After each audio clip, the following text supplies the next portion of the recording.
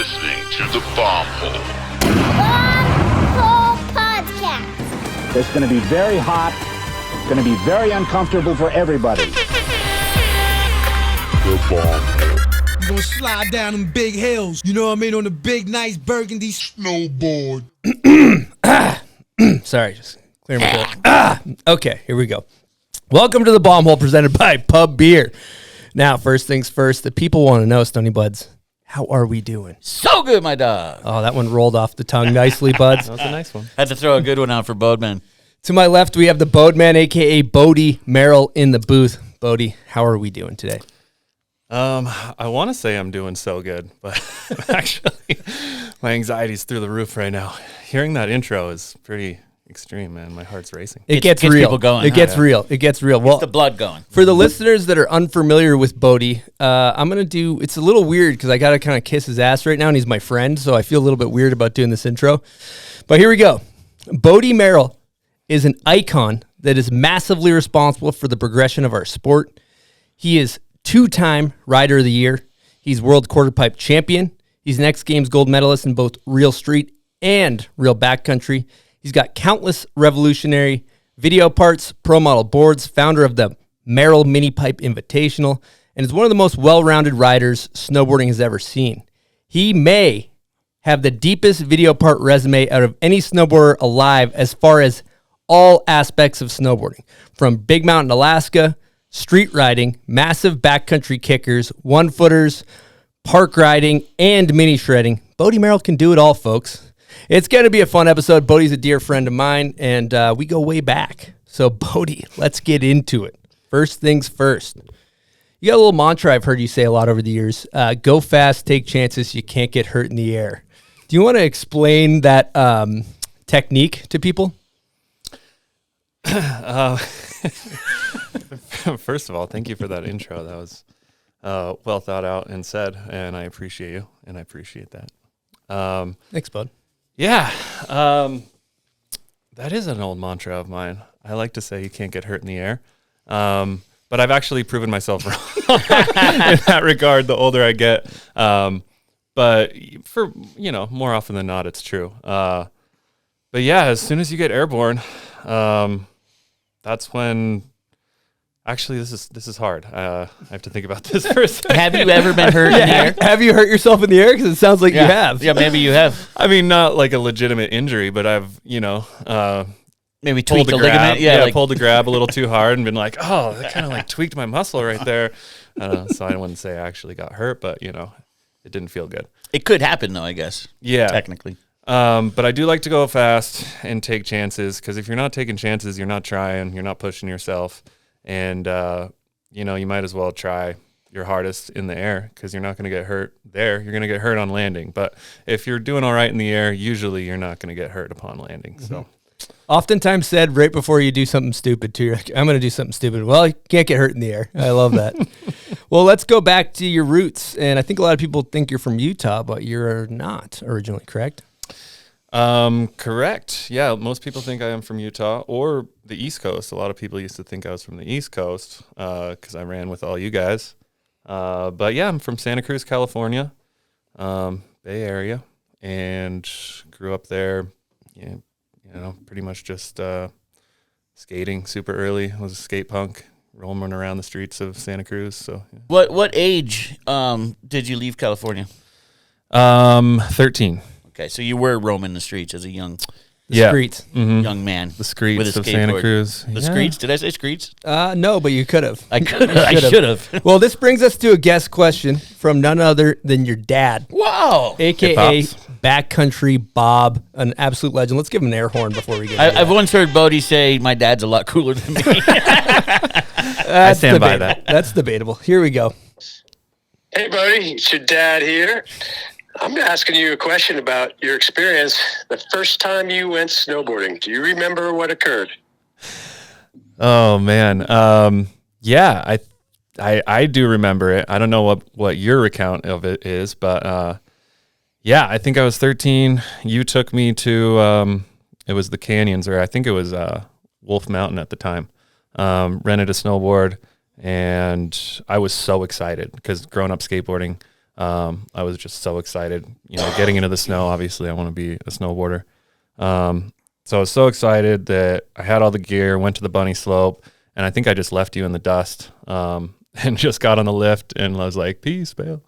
And got to the top, and I think you were probably yelling at me, but I just was, so I just strapped in and just pointed it down the mountain, but I didn't know what I was doing. So I didn't know how to turn, stop, anything, but I started going, picking up speed, got to the bottom of the hill and was going right towards the lift line. And my only instinct, I guess, was to fall over to stop, but I slid underneath everyone in the lift line, and somebody holding their snowboard under their arm slit my lip open.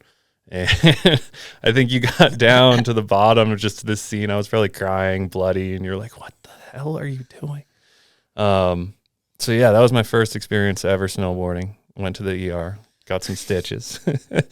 But I wanted to keep doing it, obviously. I think I wanted to go next day. I was like, yeah, let's get back out there. I was hooked. That's what your pop said. Absolutely. Now, I have this theory about Bode of why he's a freak on a snowboard. Really? Now, I don't know, Bode, you can tell me if I'm right or wrong about this, but you grew up skateboarding like a maniac, right? And then as you got a little older, you basically spent all your time at Park City Skate Park. You had all the tricks at a young age. And then your dad was saying you're a trampoline addict. He's like, I've never seen anybody jump on the trampoline as much as Bode. So you got some air awareness, you got some tramp skate skills. And then he did some ski jumps into water. He did aerial skiing around age 9. He was doing flips. So he got that air awareness. And then his dad's backcountry Bob, who's done a bunch of first descents and stuff and like romps around the mountains and is like a guide. And so you take all of that cauldron of childhood and then you got yourself fucking the Bodhizafa over here. Bodhizafa, I have a different theory. I want to hear your theory. I have a different theory. I've also spent some time with Bode, and anyone who spent some time with him knows when he was a child, he may have been abducted by aliens. Oh, true. He says after he had this crazy dream about being abducted, he never dreamed again, but he remembers being abducted, and they might have implanted something in him and created Bodhizafa. That is a theory. I mean, there's a lot of different theories. Maybe it's both of those together. I think that's what we got. He could be an inhuman creation. Yeah, I still don't dream. You still don't dream. See, that's crazy. So let's talk about I probably dream. I just never don't remember it. I want to hear about this alien situation. All right. Tell us about the experience. I was pretty young. I don't know, 5, 6, 7, something like that.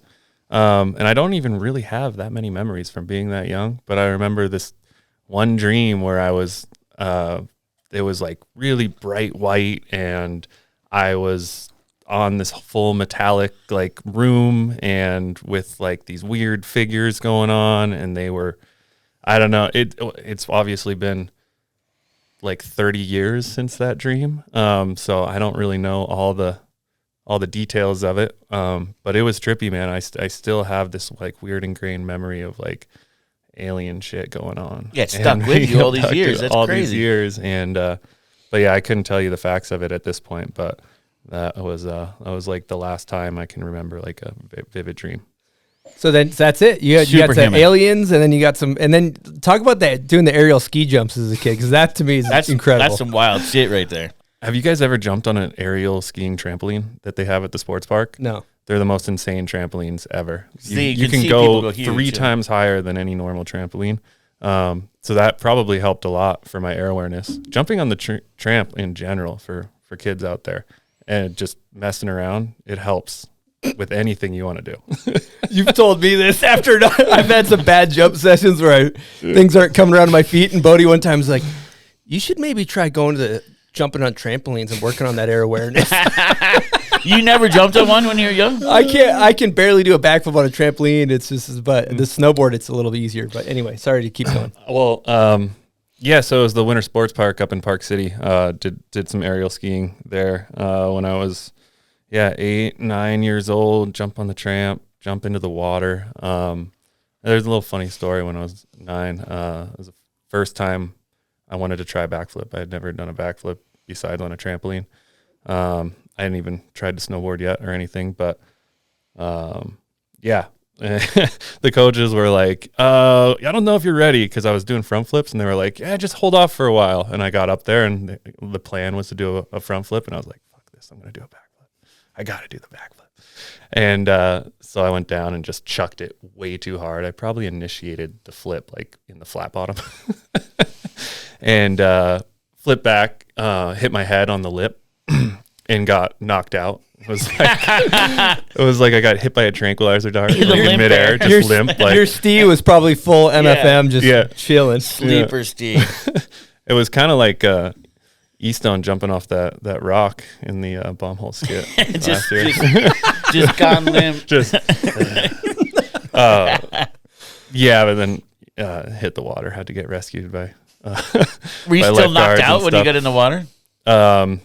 I think so. Yeah, you don't know. And then I came to when they were like pulling me out and were like coming to rescue me. But so this could be another factor in the cauldron that makes Bodhi the Bodhizafa. We're dissecting it right now. It's a full dissection. This is a full dissection. You went full crash test dummy. So then you find snowboarding. You cut your lip open almost immediately, and then at what point do you start getting sponsors and doing contests, and who kind of supported you at the beginning and kind of made you realize you could maybe do something with it?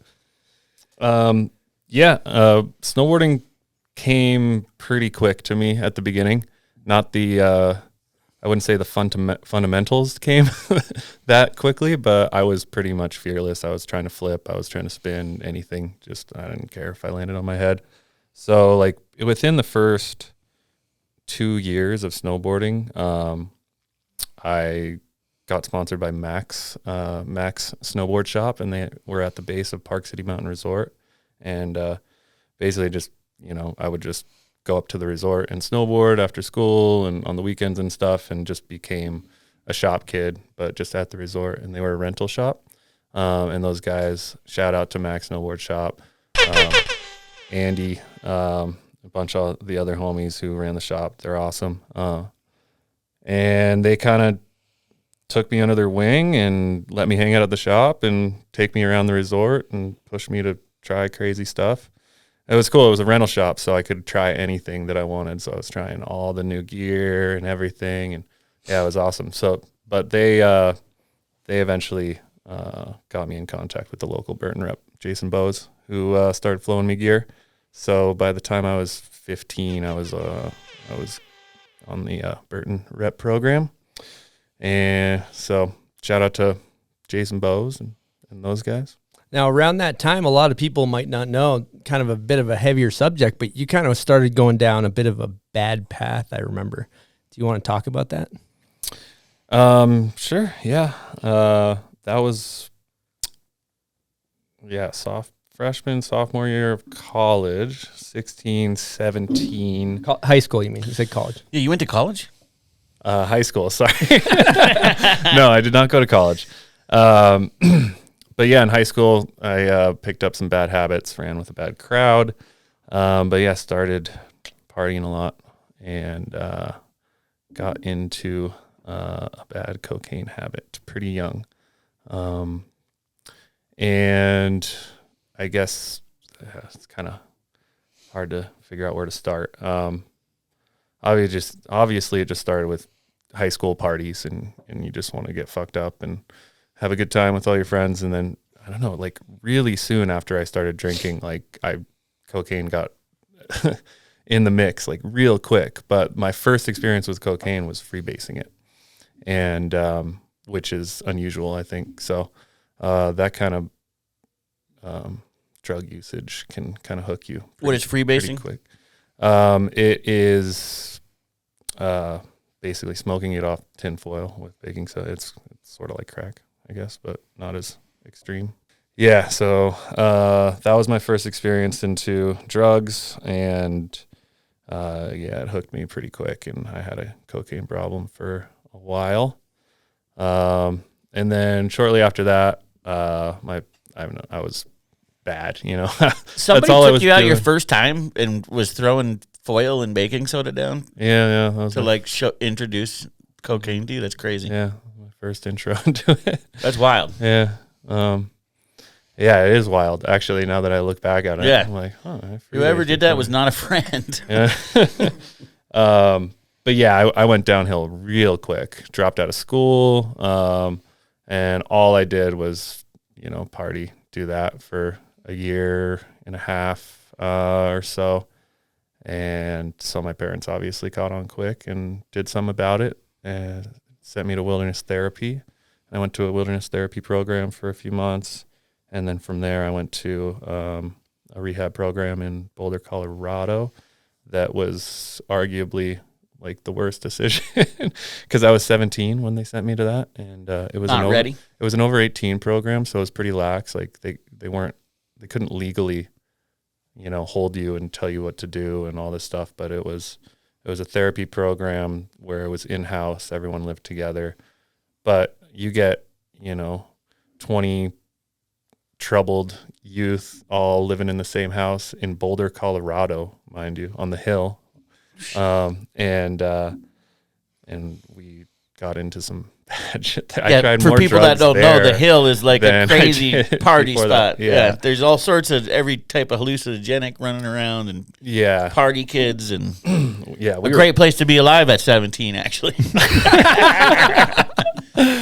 They weren't like running, they weren't trying to control you guys, and we would do group therapy, and we had a curfew, and they kept tabs on us, but legally there wasn't much they could do. They could scold us, they could talk to us, but they were there to guide us, not The wild thing about this is I talked to Backcountry Bob, and he said right after this, you went to Alaska with him and got dropped off on a glacier for a week. And I'm like, what? I've known Bode my whole life. You never fucking told me this. Let's talk about your dad taking you to AK right after this. is that similar to the wilderness therapy where they take you outside, and is that what that was? My dad taking me to Alaska? You his own version of it?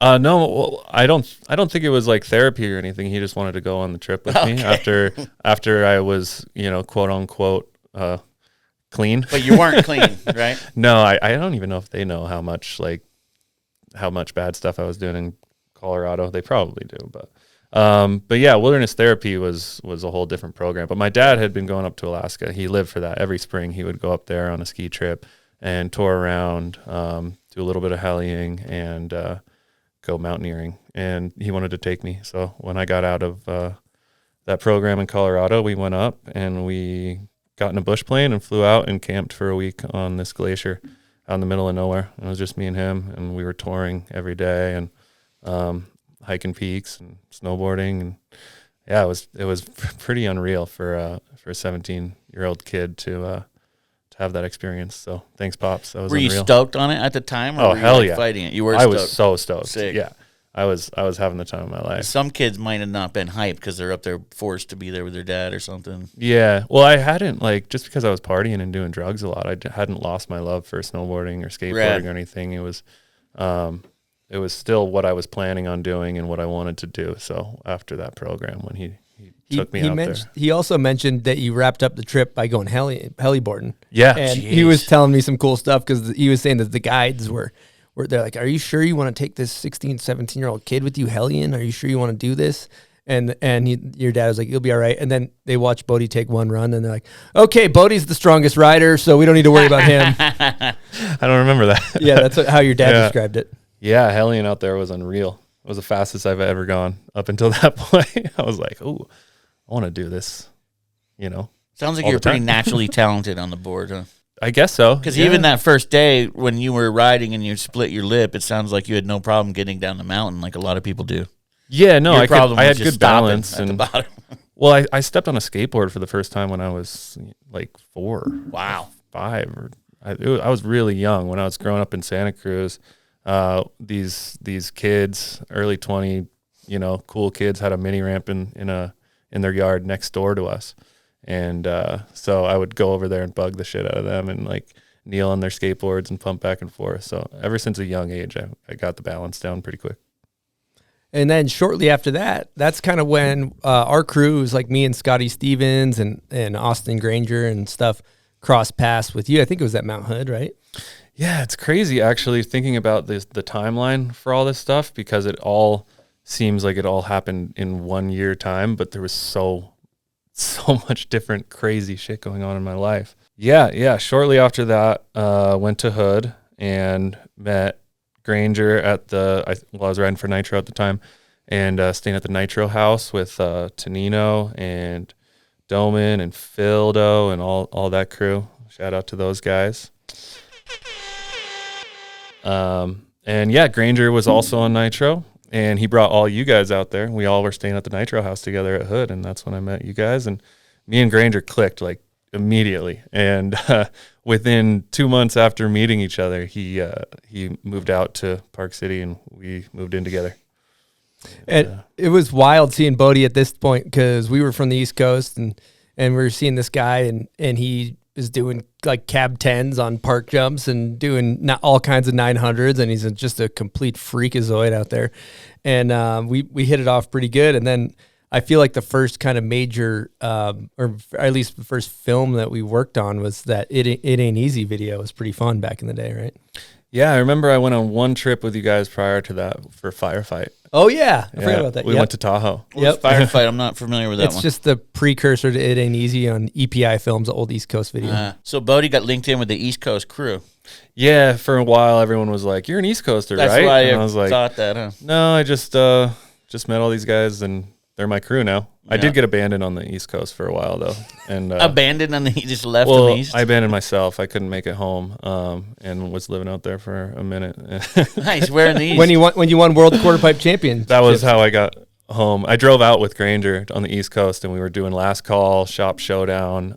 We drove up to Canada for the Shakedown, and we were there for like over a month, and I ran out of money, and I couldn't go home. And I was planning on going home well before the World Quarterpipe Championship, and but I couldn't make it. I was broke, and just like we were like sleeping in Austin's Audi, just kind of cruising around, eating scraps, and Eating scraps, for real. well, like we were just like, oh, a bar here, like whatever here, like $20 in the pocket, maybe. Yeah, go to like Burger King, get on the dollar menu, whatever. But we, and then I heard that World Quarterpipe Championship was coming back, and so I went there and somehow won. And they gave me a metal briefcase with full of $1,000 worth of quarters. Quarters. Yeah. It was, That a good so thing heavy. That's dope. That's a good thing to It give was you. so hard to carry, and You couldn't spend it all in one place. I took it to the bank and just like opened the briefcase, and I was like, "Hey, can you exchange this?" And they laughed in my face. They were like, "Hell no!" And they gave me like a stack of The those rolls. quarter sleeves. They're like, "I'll bring them back when these are full." I think it took me like 12 hours to like, put them all into rolls. Back then, they probably didn't have those machines at the grocery store Yeah. that handles your change for you. No. But that $1,000 got me home. I never knew that story. That's awesome. Yeah. And then talking about It Ain't Easy, there's so many notable tricks, but the ones that stand out when I went back and watched that one is you go to the library Hubba Ledge here in Salt Lake, and you front board it and front board 270 it, and that was like, holy shit, this dude's on the map. Do you want to talk about those clips? Sure. Library Ledge is pretty iconic. Down ledge at the downtown library in Salt Lake City. I don't know who was the first person to hit it, but I want to say Mikey might have been. He 50'd it back in the day, maybe Love Hate. Mm-hmm. And it's got like a huge drop on the right side if you like go over it somehow and you fall like 20 feet to dry pavement. But I always wanted to hit it after that shot of Mikey, and I went there, and it was so much smoother than I thought it was going to be. And I was like, oh, you can go sideways on this thing, like maybe, like, but that was like back in the day, like not a lot of people were like going sideways on just raw ledges, and I don't know if people were doing the rub brick yet and stuff, but it slid like a dream. Were you there? I wasn't there, no. Well, shout out to Tim Ronan and Simon Larson for towing me into that thing for hours. It took me so long to commit to the front board because I was so scared of the grit, but those guys towed me in until like 4 a.m. or something. But yeah, it worked pretty well. So I don't know the timeline, but one of the most notable first things of hanging out with you we're going to call this the rise of Bode. To paint a picture, we grew up riding with Bode, and we'd see him do all this crazy shit, and we had his back, and it was so fun to we were kind of like, dude, Bodie's the guy. He's our fucking good friend. He's our friend that's a ripper. And that one summer when we went up to Mount Hood, I was a digger all summer, and I think you came to visit for a week or so. And there's this one particular time where you were hiking up. It was a hip, but you could hit it straight over. And at the time, it was kind of a hog of a hip. And I remember going, "Hey, Bode, you should double backflip that." And you're like, "Hell no, I'm not going to double backflip that thing." And he gets to the top, and the entire digger crew just starts chanting, double back, like 15, 20 of us. And the whole camp can hear it. So you want to walk us through that day and that experience, Bode? Sure. I've never been that good with peer pressure in a lot of different aspects of life. But you specifically have always been able to push my button in that and get me to do stuff that I'm not comfortable with. But yeah, back, I don't know, what was that, 2006? Somewhere in that era. Whatever. Yep. I hadn't really done that many double backs, and then they were only into powder. And I was terrified. And looking back on it, the jump was not really that big. Like when you see the clip and you're like, oh, that looks like nothing. But back then it was terrifying for me. But I don't think the trick was the impressive part. I think you guys chanting and getting everyone to like uprise for the show, that was the impressive part to me. But yeah, I think it took like 2 tries. It wasn't that hard as I thought it was going to be. But seeing you guys cheering and throwing all your chairs and all sorts of debris everywhere and littering it. I think everyone broke their chair, like throwing it. Had to get, you guys. I focused my chair for sure. Yeah. That was the special part to me. But yeah, that was a very special moment. And shout out to the diggers all throughout the years. Everyone knows High Cascade is a special place, and the diggers, It sounds like it was the crowd that really got you. Well, the entire camp was also watching him. Though you got to realize that we start chanting that, and there's also a whole slew of other people riding the camp, and everybody stops and is just locked in on Bode. On Bode. And you know what? He was our hero. He showed up that day. And he showed up. Yeah, that's the thing. The crowd. It's funny because I usually crack under pressure. I don't know. That was a fluke. Well, maybe in fantasy football, I've seen that from you, but yeah, in snowboarding, I don't know. I'm not so sure about that.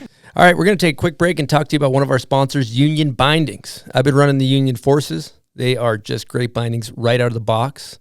Union is a company with deep roots in snowboarding, ran by snowboarders. They make great products. They make the split board binding as well, the Explorer. The Explorer's a dope You'll binding. catch buds out there exploring on those things. Yes, I do like to explore on those things. And great product, great people. If you're thinking about picking up some bindings, be sure to check out Union's. Their website is live. Unionbindingco.com, I believe. Might want to double check that, but get yourself some Unions. All right, we're going to take a quick break and talk to you about Woodward. Woodward Park City is about 15 minutes from Salt Lake City, just 2 miles past Parley Summit. They're open 365 days a year with twilight lift access for biking and shredding as conditions allow. I'll tell you what, I love a good night session up there, buds. This is a one-of-a-kind action sports community hub. Takes the whole idea of Huckett and Hope away from action sports with foam pits, trampolines. Bode can tell you about trampolines, airbags, proprietary training equipment, and some of the best coaches in the biz up there. It's also maybe one of SLC's only indoor skate parks. Love that you can skate year-round. You can go try to be like Bode and learn backtail kickflips there if you want. Drop in for a session or a lesson or go all in with a monthly membership. Woodward Park City is a one-of-a-kind training facility with trampolines, foam pits, and coaching for all designated to progression. All right, let's get back to the show. So, Bode's rides to two-time Rider of the Year. It was a bit of a rocky road, we'll say, out there. It was not easy. And I remember early on, when you were riding for Nitro, you got asked to film for the People crew. And it didn't seem like the best experience for you. It almost seemed like you got a little vibed out. Like, I don't know. I've never really I haven't talked about this with you for a long time, but how was that initial filming experience for you? There was good and bad to it for sure. At the end of the day, yeah, it was at that time in snowboarding, crews were very cliquey, very, very hesitant to let people in. And that crew was no exception. But there were some good homies on that squad that I vibed with pretty well. And that's who I filmed with a lot of the time was Gabe LaRue, JP Tomich, and Filippo Crotter. Loved those guys. And we had some really good times filming that year, actually. But at the end of the day, or at the end of the movie, it wasn't the right fit. I didn't fit into the overall vibe of the crew and production that well, which is fine. Like, I get it. And I was all hyped to build on that. And I thought maybe that was going to be a building block and I was going to do better the next year. And then when it came down to it, after 1 year, they were like, yeah, we don't want you to film with us anymore. That was pretty tough to hear as a young kid. And yeah, after that was like my opportunity. Like, Nitro was like, this is your opportunity, go do this. And we'll figure it out from there. And so when that kind of failed, and I didn't have any plan or any crew to hang with after that, then Nitro was like, yeah, we can't give you the contract again.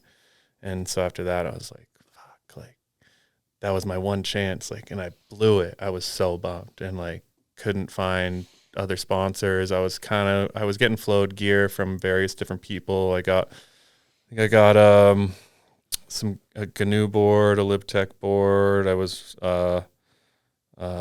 still riding old Nitros and some random stuff. And then I almost got on Rome for a sec after the World Quarterpipe Championship. And this is a funny story because they gave me a couple boards, and I was like, oh, sick, this is going to work out. I was all hyped. And I went to Super Park, and they were all there. And I was like, I'm going to crush Super Park and, like, earn a spot on the team. And I went out, and the boards were not that strong, and I'm a huge guy. And I broke 2 boards in 2 days, and then I tried to, like, I was like, yo, can I get another board for, like, last day of Super Park? I want to keep riding. They were like, no, we can't give you any more boards. Like, I think you're too expensive to hook up or something. I was like, fuck. I blew that opportunity too. So, and at that point I was like, shit, should I just go get a real job? Should I quit snowboarding? It's not working. I blew all of my opportunities. I don't think I'm going to get another one. And I was just kind of bummed, didn't know what to do. And I remember shortly after that, I talked to you, or it was the next fall. And I was just like, oh, I want to keep snowboarding. I don't want to give it up. And I was like, yo, what do you got going on? I want to, like, go snowboard with you. And you were like, oh, I've got the Solomon trip going on in Quebec with Scotty and Hava. And I was like, oh, I could maybe, like, make it up around the area. Me and Granger might go to Shakedown. Maybe we could, like, link up. And that's kind of where it all started with Solomon, because I met up with you guys at Battlefield. That was the first time I met Hava. And we were hitting the Battlefield rail, got a clip on it, and then we jumped off the wall. And I did a backflip off the wall, which made it in the Trans World video. And at that point, I think you were, like, kind of going to bat with me too, or for me. And you were like, Hava, like, this guy's sick. And Hava's like, I don't know. I don't know him, that kind of vibe. But then after meeting him and filming with him for a minute, he was like, all right, we'll give this guy a shot. And then, yeah, Solomon, the rest is history. And that was really cool times too, because I remember it was an interesting time because Bode and I were riding together, and I just remember almost feeling guilty because this guy's so much fucking better than I am, and he can't find a sponsor. And at the time, Solomon Solomon's like on a rebuild. So, Hava had just signed Louis Parody and Jed Anderson and myself and Harrison. And they were kind of like, their old dogs were still in there. There's still Benedict and Scotty Arnold, but it was kind of this, like, it was a full, new TM. And so Hava would be, he'd be like, what do you think about this guy? And I'd always just be like, put on Bode. You should put on Bode, put on Bode, put on Bode. And then he finally saw Bode ride, and it was like, he did all the work because you just had to see him ride. But it just took that moment of cool. Hava actually seeing him. I have a Patreon question. You talked about how you're a pretty tall dude. Yes, I am big. Matt Schwoby1 Kenobi asks, big man, big style too. How do you do it? I'm 6'3" and look like a penguin out there on a board. Help me out, boss. Yo, respect. Shout out to the big dogs. It's not easy out there. And honestly, I don't think I have very good style. But I do have a couple tips for you. While filming a clip, I am never satisfied until like I get the one that I want. And I'll land something maybe like 10 times, but I'll be like, I want to do it like this way, or like, oh, my arm was weird, or this and that. And so, but that's always just my thing, because I'm always filming, and that's the way that people see my snowboarding.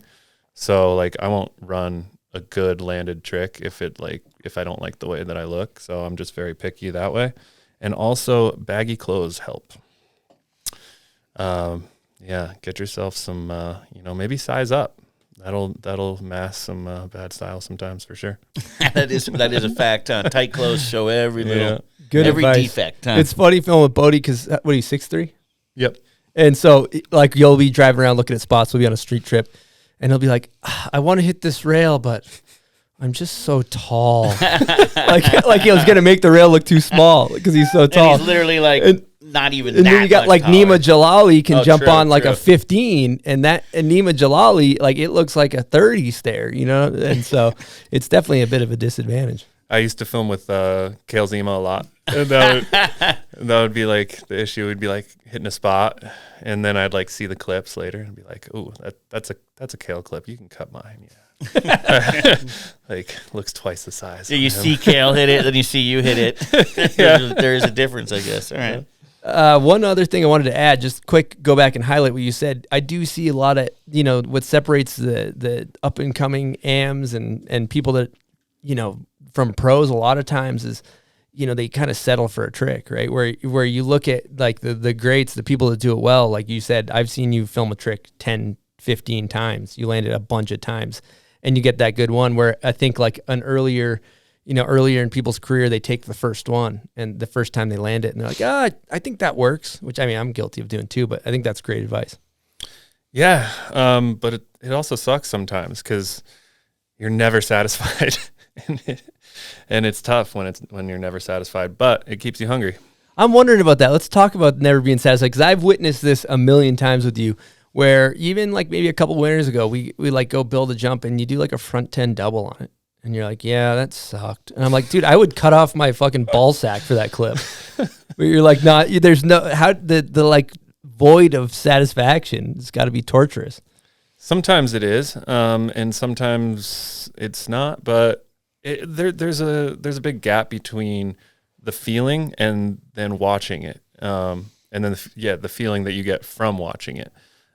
So yeah, I'm so happy and satisfied when I land something that I've had like picturing for a long time or been trying for a long time, and it's like the best feeling ever. And then I'll watch the clip sometimes and be like, oh, that just did not translate or something, but then it goes the inverse as well, like where you're like, oh, that's like nothing, whatever, like that was a dog shit clip, that was easy or whatever. And then you see the clip and you're like, oh, that clip works, that's sick. And that's the beauty of filming snowboarding, because there's so much give and take there. But I feel like I didn't really answer the question that you just asked. No, you answered it eloquently. Okay. I mean, you went down a bit of a different wormhole, but that's such a great point as well. Like sometimes you have an elaborate idea for a trick. You have this grandiose plans and you film it and you're like, damn, that was a little underwhelming. And then sometimes you film a little trick on a picnic table and just right in the fisheye, and it just has a better flavor to it. Yeah. Shouts to all the filmers out there that have mastered their craft, because when you film with a competent filmer, they can make dog shit look so good. The question you asked is what does it feel like never being satisfied? And it's, I think it's a good thing. I think it's a positive. That's how I look at it, because then you're always striving for something better, and you're always working towards perfection, but you're never going to achieve it. So the constant pursuit of that is actually what is, it's what's special in that process. So if you keep chasing it, then you'll always get better. Chasing the dragon. Chasing the dragon. Well, this brings us to a guest question from none other than Hava Fernandez. Here we go. Bombhole, it's Hava here. Bode, when'd you get here? Got a question for you. Curious to know, once upon a time, when we were going to a lot of spots together, you were routinely the guy that made the crew, and especially myself, kind of shit themselves with a little bit of discomfort, thinking about what could possibly go wrong with the spots you were generally stepping to and the tricks you were deciding to do down them. My question is, were you aware of this or oblivious to the fact that we were all oftentimes shitting ourselves? Look forward to hearing your answer. Hope you're doing good. I hope to see you soon. Bye-bye. Thanks, Hava. Yeah, I haven't had to talk to Hava for a minute, and it's good to hear your voice. But I appreciate the question. I don't know. Some things, I don't know. Things just seem different to me sometimes because maybe when you were shitting your pants, being scared, I see like the outs and like I see the way it's going to work. And for me, it's like not scary at all. And so maybe I was a little bit oblivious to that. And I'm sorry if I made you guys feel uncomfortable hitting some spots. But there's also the inverse of that where normal spots for like you and Jed that were terrifying to me. Like a down rail with dry stairs is 10 times scarier than like a 3-story roof drop or something. But so I think it just each their own. So I'm sorry if I made you feel uncomfortable. That's Hava. crazy. I'm really sorry. But I have a good story of a mellow double kink rail that I was hitting with Hava once where he literally shit his pants. Oh, is it Sweden? Yeah, Sweden. Cab 2? So not figuratively, he literally shit pants. I don't think he was scared for me at that spot. It was a down flat down. He was the only filmer, and I was trying this cab too, and I just got into it, and I was like, "Oh, I'm about to get it! Like it's clicking." And Hava goes, "Oh no, and just starts running. Like, Hava, what's going? Like, what are you doing?" He's like, "I gotta go," and he runs out of sight, and he's gone for like probably an hour and a half, like mid battle, like I'm about to like land this trick, and I'm just like, dude, are you serious? Only filmer? Like, I went ice cold, and I don't know, something in the food over there, but he got crazy diarrhea and just ran into town searching for a bathroom, and it was I think he shit himself and had to like throw out all his underwear and long underwear and like hide it in the trash can, and it was like a whole ordeal. That was a funny story. It's common of a media guy shitting themselves, I've noticed on the show. Yeah. I think on those international trips, man, it's tough. You're eating a lot of weird foods, and it's going to happen. It's going to happen. Sorry, Hava, if I just put you on blast. I mean, it's not just media. Riders shit themselves. Yeah, that's true. Yeah, actually, yeah. Everybody should. Yeah. I mean, I once had to take Bode across the street in a wheelchair because he had food poisoning. So I was shitting and puking simultaneously on the side of a highway on-ramp in Minnesota. And they dropped us off to the hospital at the wrong spot. So I had to put him in a wheelchair and take him through the city across the street and just bring him in and IV'd and everything. Like, he had it bad. So it's not just the media. Miserable. True, yeah. You can't trust the guy without a good shit story. Yeah, everybody poops. Good to know Bodie's to be trusted. So going back to that, there's that thing that Cody made of, and I can't remember what it's called, but Broken Mechanism. Broken Mechanism. And there's the famous quote from Harrison Gordon, his fear mechanism is broken. How do you feel about that statement? I take it as a compliment that if people see that, think that, but I am constantly in fear. I live in a constant state of fear. I have crazy anxiety issues all day long, just in everyday life, that I'm just terrified of everything. But on a snowboard, I am always scared. If it's like a 10-stair down rail to like a mini, 20-foot jump into like fresh powder, I'm always scared. And I think that is healthy. I think you need that fear to keep you grounded. And if you can overcome the fear and get to that next level, then that's how you progress in life and in, snowboarding and tricks and whatever you want to do. But yeah, I think fear is really good, and I'm always scared.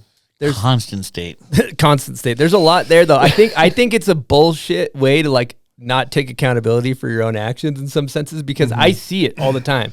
And I see you work through that fear. It's like people say, "Oh, Bodhi's not scared." It's like, dude, I've seen you at the top of the jump and you are fucking scared. The difference is you make yourself try the double cork. You make yourself jump on the thing. Where like everybody else, like, well, I'd love to do a front 10 double on this, but I'm going to do a front 7 because it's fucking way less scary, you know? So I think it's not that you're not scared. It's that you have a great ability to work and move through that fear fluidly. Yeah, that's true. I work at it really hard. Like I push myself to overcome the fear. And if I can't, because there have been sessions where I can't overcome the fear and I walk away and it beats me up for like ever. I still like have sessions that I think about where I'm like, fuck, I can't believe I didn't try that. I can't fucking believe I bitched out. I didn't do that. Like, and it haunts me. So anytime that I can make myself overcome that fear, I'm gonna, even if I don't get the trick, I'm gonna feel better. And like, yeah. Also, the difference is him overcoming the fear. It usually fucking works because he's so good. That's another factor. A lot of times, like, you know, we us normal folk overcome the fear and we land in our fucking head and we're like, okay, I tried that. We're gonna go back to the drawing board. But like you like when you get in those fear sessions, when you're like at the top of the wedge and you're like, I don't want to do a front 10 double right now. I'm fucking scared, you know. But then you do it and you're landing on your feet, where like not everybody has that experience. So, well. Thanks. Yeah, there's nothing really to say there. What's the advice for people trying to work through their fear issues? That's a good question. I don't know. It's got to be different for everybody. It's got to be a different, you know, system and journey to overcome it. I guess for me, when I specifically talking about snowboarding, I always tried to find the safe spot in any spot where it's like, okay, I'm gonna try it, but if something happens, I want to be to this side of the rail, or I want to like go this way off the jump, or okay, this like, yeah, I'm going to make myself do it, but I'm going to go a little faster on this one in case I knuckle, or a little slower on this one in case I don't know, just like those little things that you can like pinpoint where you're like, if I do fuck up, I'm probably not going to get hurt or die. Yeah, this is the safest way to fuck up. Yeah, that's and I actually think it's great good advice. I think it's a good practice to like identify where the safe spots are. And great advice. It's calculated risk. And it's kind of corny and self-helpy, but it's like, you know, in life, it's like all the growth is in the discomfort, right? And that's uncomfortable to make yourself jump on those big spots and all that and work through it. And it's also even more so too, I've seen you in these windows of confidence where you just get rolling, and I think you build on it too, right? You don't start with the craziest tricks, but you've built on it over the years, right? And had stepping stones. But that brings us to, let's talk about when you finally found your groove here with Absinthe. It's like once you found the Absinthe crew, it seemed like you found your home. For sure. And I've never been like, in my mind, like one of the cool kids, or like I don't know. There's like the cool guys, and then the kind of like the offbeat guys, and then there's everyone has their little niche spots. But Absinthe is definitely home to me, and that was always their kind of motto. Was they were the island of misfit toys, and that was like ran true a lot over the years. When a really good rider or somebody who didn't fit into other places in snowboarding that you think that they would maybe find their way to Absinthe, and then they would be accepted. And yeah, so those guys took me in, and it clicked immediately, filming with Shane and my dog. I've been filming with him, Shane Charlebois, shouts. Can we give him a super air horn? Yeah, super let's air give horn. him little combo platter. And a gunshot. Oh, that's for our boy Shane. So I've been filming with Shane for 15 years now. And I don't think I've missed a winter where I haven't filmed with him, at least a little bit. And definitely all my best snowboarding that I've filmed in my entire life has been with Shane, and he knows how to bring the best out of me. and capture it well. So, but yeah, and then beyond that, I clicked with Hosnick real well too. So after that first video part, it was kind of like a temporary thing. It was like they didn't really know. I was like still kind of, I don't know. I had this like stink on me, maybe like Stink. Well, like I had blew a couple opportunities and wasn't sure where I fit in, and was like, oh, this is your last shot, last possible opportunity.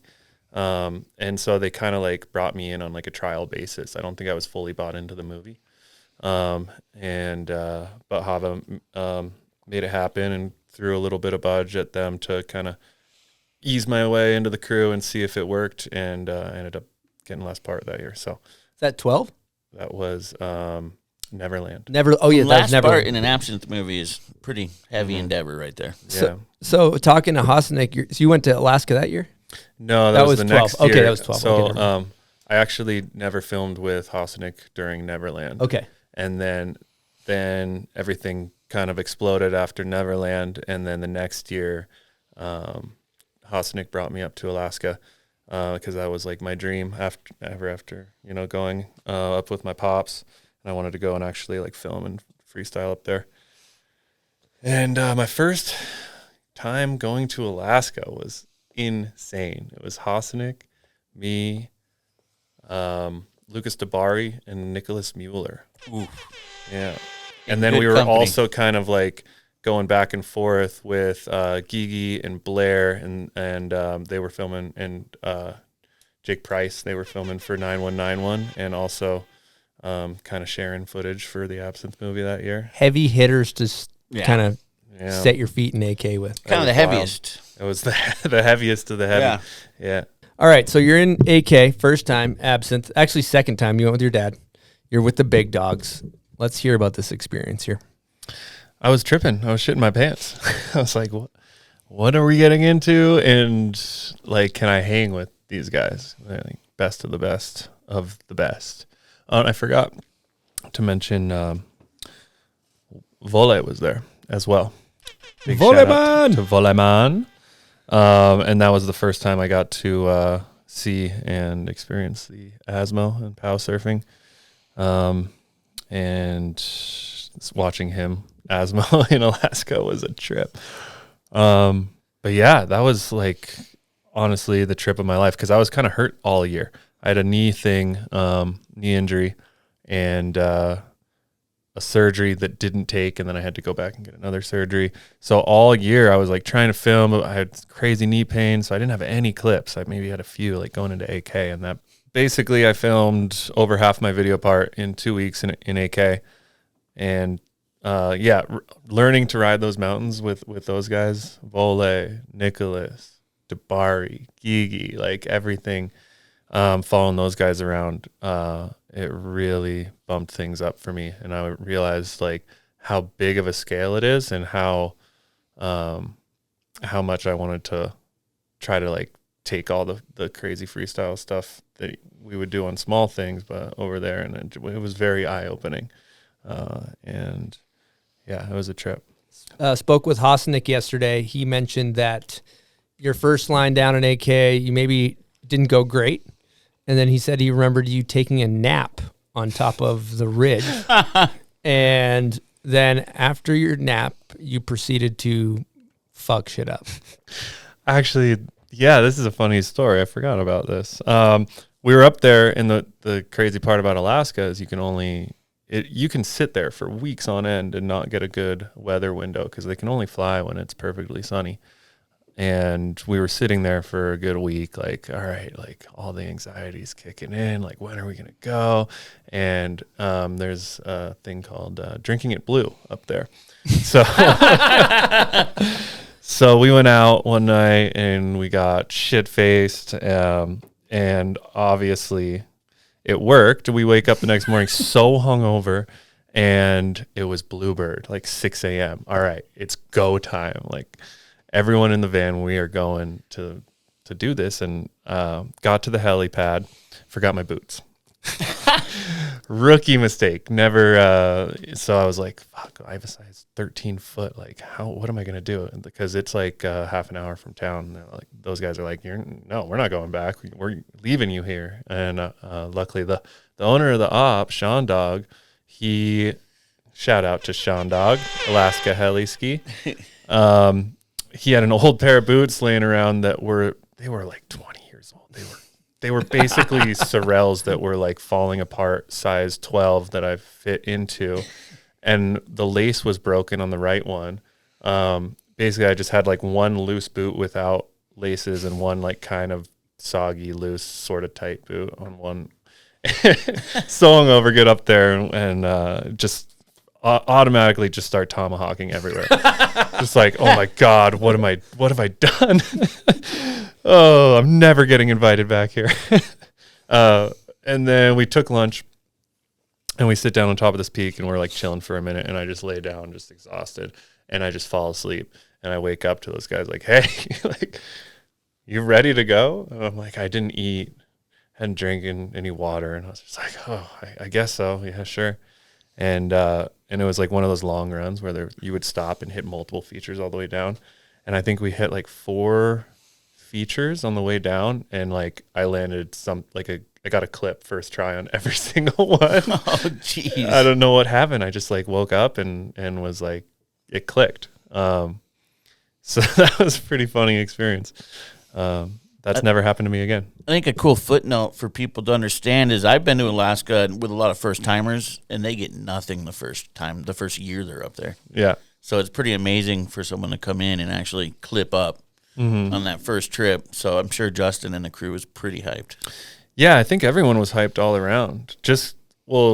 Not just because not because of my riding, but because of the conditions. It was the sun all-time came conditions. It had snowed like feet and feet and feet, and then it was bluebird, and then somehow it all bonded like well. The Abbey Danger wasn't too crazy after that much snow, and it stayed cold and not too much wind, so the conditions were just epic for like a whole week, and we got so much done. Okay, we're going to get into a guest question. This guest question is presented by Volcom, buds. We actually got to talk a little bit of fit. Yeah, let's get nice with that fit. I know you've fit your pant in many spots. Sounds like Buds is Bodhi's also has fit his pants. Have you ever fit your pants? Oh, I fit my pants. The pants fit. What up, Bombhole? Egan Wint here, coming at you talking fit. To start off with, I wear the Melanson Gore-Tex pants. These are my most favorite pants I've ever ridden in. The best part about them is how body inclusive they are. They are built to fit every single body on the mountain. On cold and snowy days, I wear the Melanson Gore-Tex jacket. Make sure I use Volcom Zip Tech to zip my pants and my jacket together so I'm not getting any snow in my situation. Nobody likes that. On warmer days, I wear the Dustbox Dust Breaker in brown. This windbreaker is so fucking sick. It's so steezy, nice and loose fit. Even when you're not boarding, I like to wear this jacket on the town, in the park, in the streets, you name it. Dustbox really killed it on that one. I also love the Rav knit beanie in the rainbow colors. I love that beanie. That's my most favorite beanie. Peace out. Big love. All right, it's time to get into a guest question from none other than Shane Charlebois. Now, I'm going to warn you, this is a hard-hitting question, Bode. Hard-hitting. Okay, here we go. Yeah, Bode, all those times that you've been mistaken for Bode Miller, do you think that your career would have been bigger if you would have become a skier?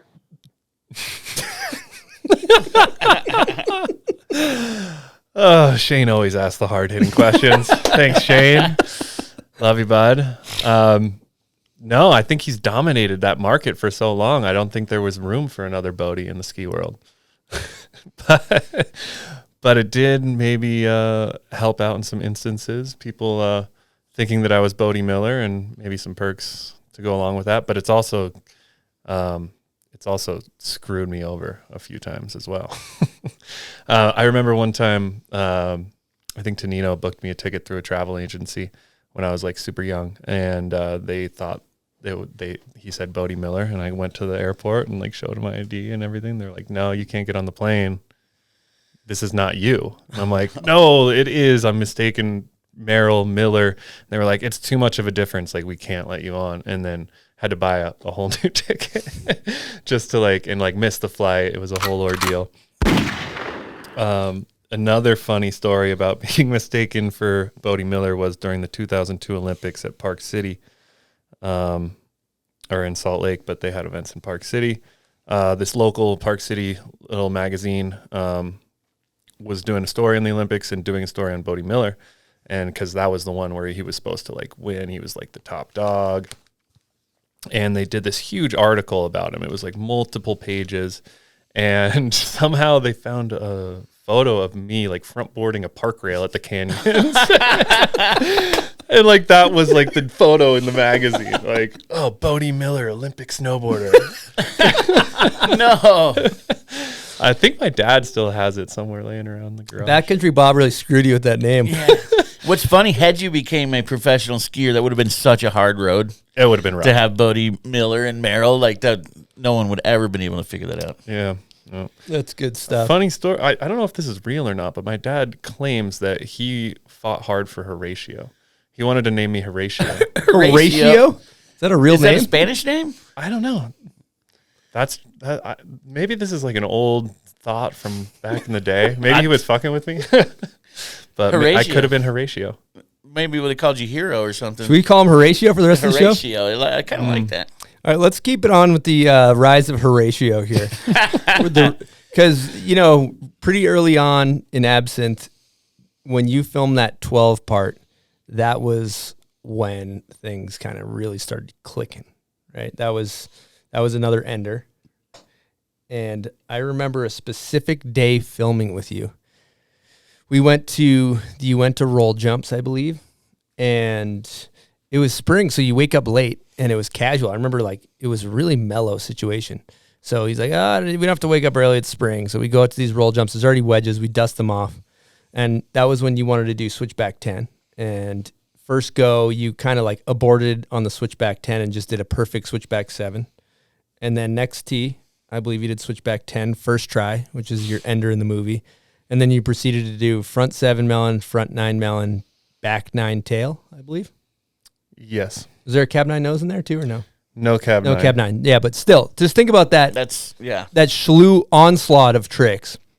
I feel like that was where everything really started to click for you, is that year particularly. I want to hear your take on that year.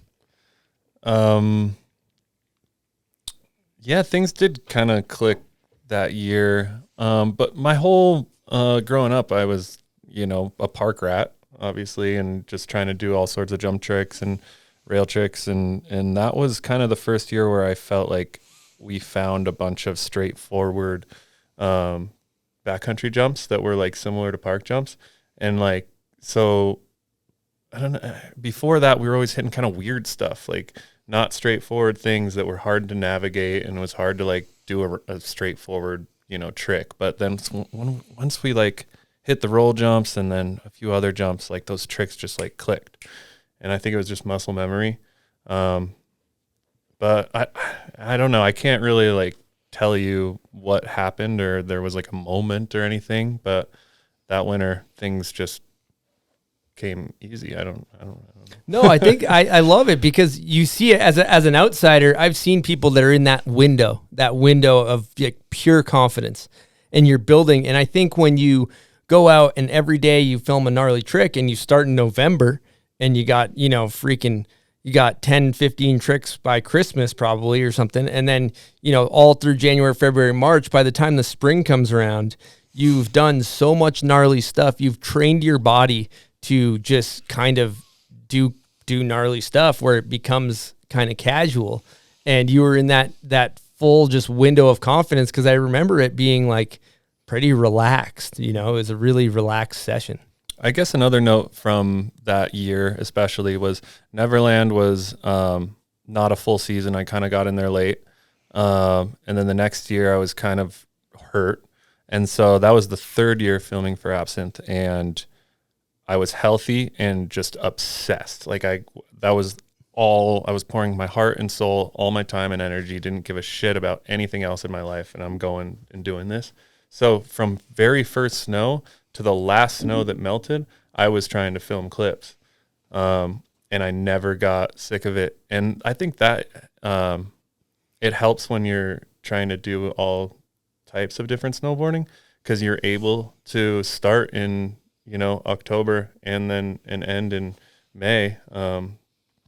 And so, yeah, I don't think necessarily everything clicked, like everything became easy, but the sheer volume and tricks and tries that I was able to like do that year for so long of a season helped. And that was also some other notables, 2-song ender. You ride to the Gucci Mane classical, I think it's called. And you're up in AK on top of Birthday Bowl, and you're singing the lyrics to the song while Hosnick films 16 millimeter with your arms, and it's like, Gucci, and then you front 7 tail into Birthday Bowl, and that was kind of like, yo, I'm here to fucking stake my claim. How was that experience? That was all Hosnick. I don't know. I thought I've never like been too much into rap, but for some reason that song, that Gucci Mane song, I was bumping that all year. I thought it was hilarious. I loved like the epicness of it.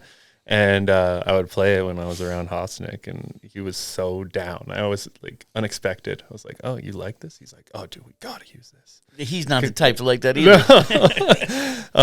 And so he kind of orchestrated that whole deal. I remember that day actually, because I think the other riders were like, "Why aren't we snowboarding? Like, what are we doing?" And I'm just like on top of peaks, like. But it was like middle of the day, and a lot of times in AK when you're out all day, you're hunting for the morning light or the evening light, and it was like middle hot part of the day where you kind of like take a chill break. And yeah, he was just like, all right, I'm gonna go to that peak over there, and you just throw your arms in the air, sing the song, and just act it out like you're actually in the music video. It'll be perfect. I was like, all right. Let's do that. The other riders were probably tripping because Justin's all set up across the valley, like in the heli bumps over there. Yeah, dude. Shouts to Hosnick, dude. Yeah. He's made some amazing things happen over the years. I don't think he gets enough credit for the skits and stuff he used to do, like the Roman part where the money's pouring on him and all the crazy Vivid, no one's things he's done over the years besides filming. We're talking a lot of years of filming snowboarding. Oh, yeah. Well, let's hit a guest question from none other than Hosnick. Here we go. What's up, Ethan, Christopher? Stoked you got Bode in the booth today.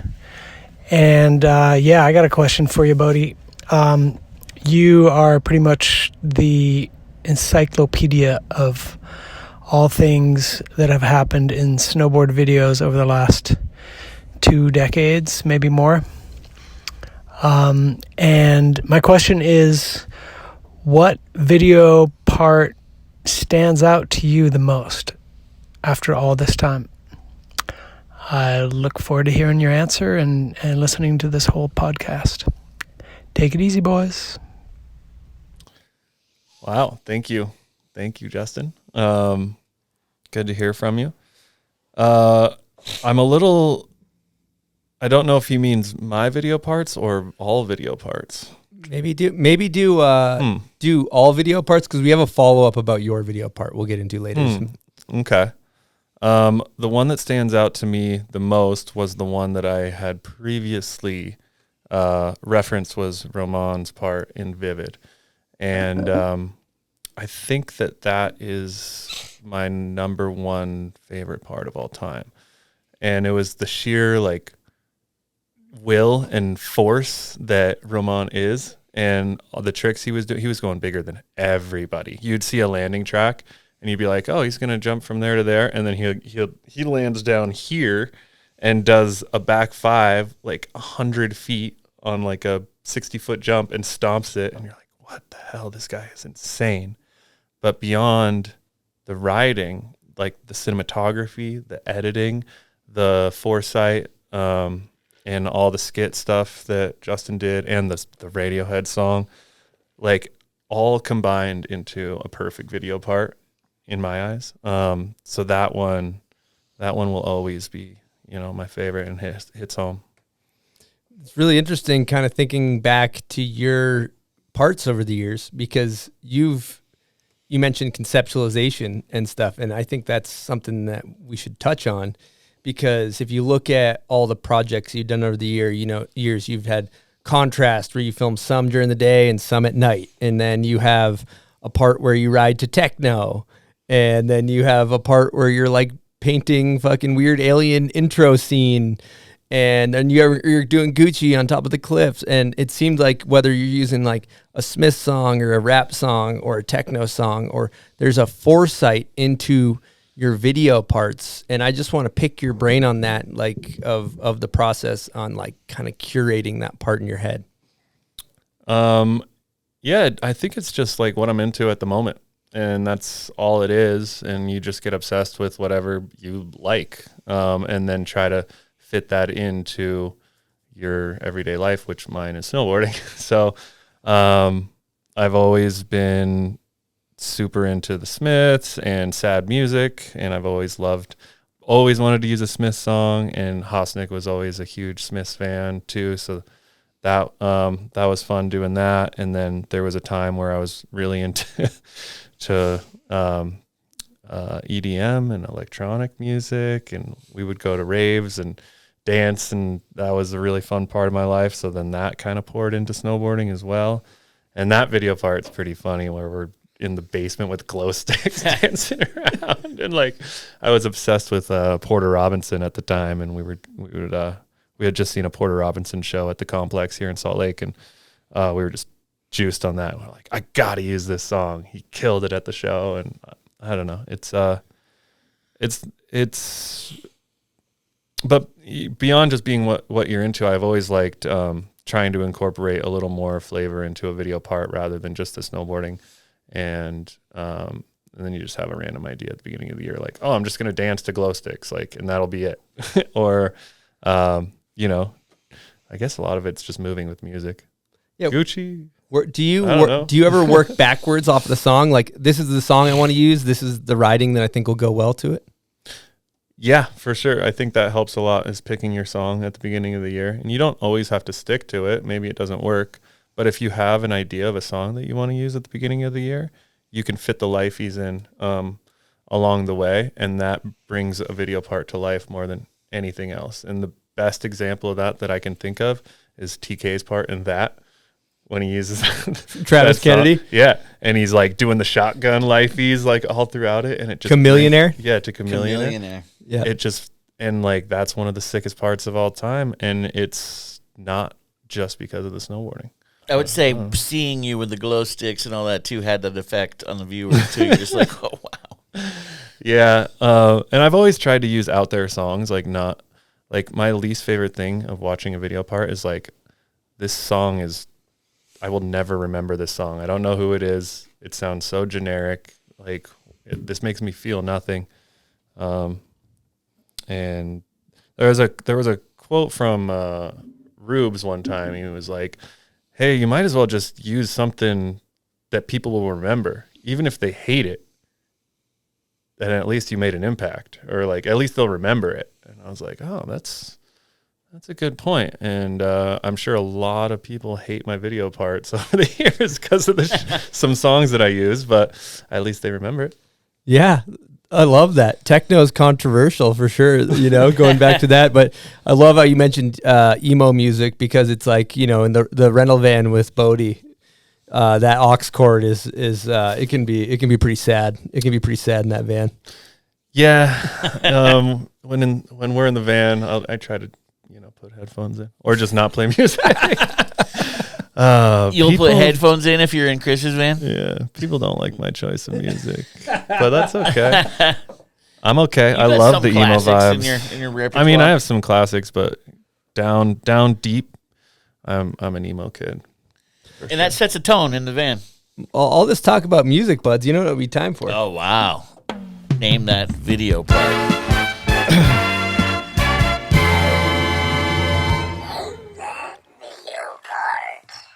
Name That Video part is presented by the Ikon Pass. Fall is on hand, and the first flakes of white gold are currently blanketing mountains around the world. Now, with the stage set, with over 50 of the best destinations on the globe, the season of fun is fast approaching. The Ikon Pass has welcomed 7 brand new destinations to its growing family of iconic landscapes. So get ready to slay the scene at Chamonix in France, Lauderey in Japan, Idaho's Sun Valley, and Snow Basin, the Sun Peaks of British Columbia, and Andora's XYZ.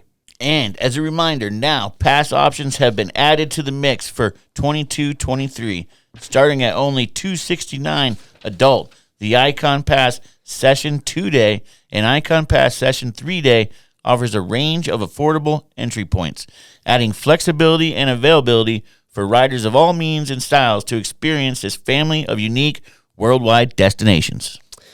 Grab your Ikon Pass. To do so, head on over to iconpass.com. All right, so how are we feeling here, Bode? Confidence level 0 through 10. I'm pretty good at this game. I'm not gonna lie.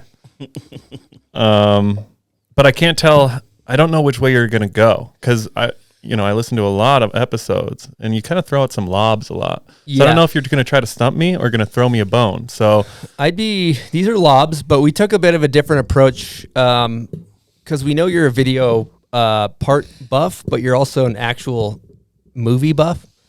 A lot of times we're not doing it on air because we don't want you guys to tune out. But Bode and I tend to speak in movie quotes regularly. So we're gonna run through some conventional movie quotes, and then we got some regular snowboard movie Name That Video parts. So let's see how you do. Hold on, can I interject here? You can try to phone a friend or something? No, but something that bothers me on the show is you guys give out prizes way too easy. Like everyone's a winner. You're saying everyone gets a prize. Like if I get it wrong, I don't want a prize. Oh, it's a participation award. You think because it used to be, if you get it right, you get a prize. I don't know. I feel like we give everybody a prize. I feel like if I miss it, then I don't deserve anything. Okay, I like that. Well, let's do that this one. All right, I got confidence in you here, buddy. First one, here we go. Are bonita fish big? What? Dale, don't interrupt the man when he's telling a story. No, it's fine, Robert. I was asking about the story. What's this guy's deal? Well, they're a trophy fish, so yeah, they're pretty big. That was a lob. Step Brothers. Okay, we got some blobs coming out. I'm sorry, but no, I like it. He's good. With my help, he could be the best. Ace Ventura 2, When Nature Calls. Okay, here we go. I think, Buds, you're going to like this one. Shoot. Fucking shoot. Mick Gruber. That's correct. One of the greatest of all time. Okay, here we go. Getting a little afraid. I need an old priest and a young priest. The power of Christ compels you. Oh, this is one of Grenier and my favorite joke. It's very obscure, but we walk around all the time, just saying, I need an old priest and a young priest. And people are like, what the fuck are you talking about? Bodie will be like trying to backtail kickflip and he'll be battling it. And like before he throws down, he'll be like, I need an old priest and a young priest. Totally out of context. Oh, Austin Powers. Yeah. Very quotable. Okay, here we go. Each half an hour. I will see you there or I will see you on another time. That was very confusing. I don't know if you're going to come with it. No, I'll be there. I'll be there. All right, I'll see you then. Bud. All right. Latest on the Menjay.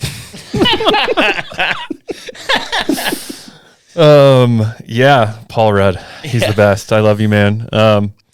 We love him over in our household. I think Monica, he's at the top of the list. If I wasn't in the picture, that would be her go-to. She gets a hall pass with Paul Rudd. Yeah, that's her hall pass. Did he say laters on the Menjay? Yes. Laters on the Menjay. Yep. And then he cringes when he hangs up the phone. He's like so embarrassed. He blew it. Yeah. I will see you there or I'll see you at another time. Is that where he slap at the bass? Is that the same movie? No? That is, yes. That is, Yep. okay. That's when he slaps the bass. He slaps the bass. He's big into Rush. Okay, here we go. Why wouldn't you just get another burrito, Todd? Wouldn't it be dirty? Great questions. Fucking burrito bandito over here. That's My Boy, one of the greatest Adam Sandler movies to come out in the last 10 years. Check it out. Yeah, great. Horrible on the Rotten Tomatoes, but great movie. Yeah, that got like 0 on Rotten Tomatoes, but it's actually a good movie. Yeah. All right, and then lastly, for you to get the prize pack, something tells me this is a bit of a lob, but here we go.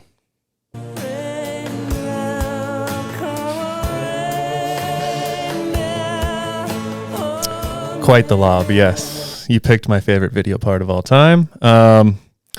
Roman in Vivid. Congratulations, Bode. You earned it. He batted 100. Batted 100 on You got that. a bomb hole. What's that called? The carry-all? That's what you like to call it.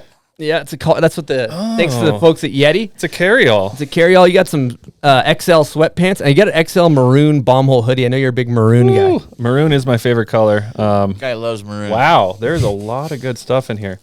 You got some socks. And I appreciate the lob there, you know. I would have liked to think about it a little more, but, you know. Well, I didn't know we were going to talk about Romaine's part in Vivid for like 15 minutes before that. Exactly. I didn't know it was your favorite part. I just thought, I was like, let's go iconic Absinthe. That was my logic. Well, thank you. Okay, so he truly earned that. And for the listeners that want to earn their prize pack, which is generally just some stickers, because we've had some disappointed winners of the prize pack. Yeah, they get the sticker pack. They're like, I thought I was getting a Yeti cooler. You're not getting a Yeti cooler. I'm sorry. You're not even going to get a hat. Yeah, you're not even going to get a hat. You're going to get some You're stickers. probably going to get some stickers, maybe a keychain. So don't get too excited. But if you still want to participate, despite the dog shit award we will send you, the way we pick our winners is on Instagram on the photo of Bode's face when we announce the episode. So leave your comment there. Here we go.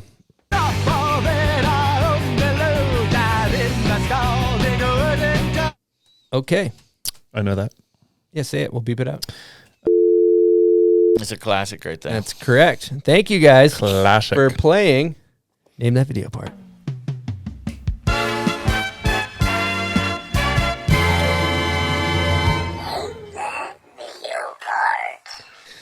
All right, let's get into some hard-hitting topics here, Bode.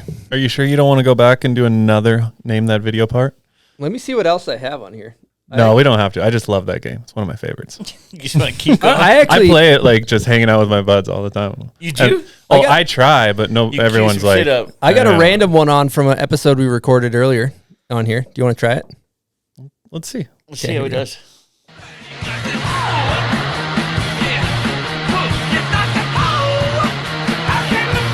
Oh, man, I know that one kind of, I think.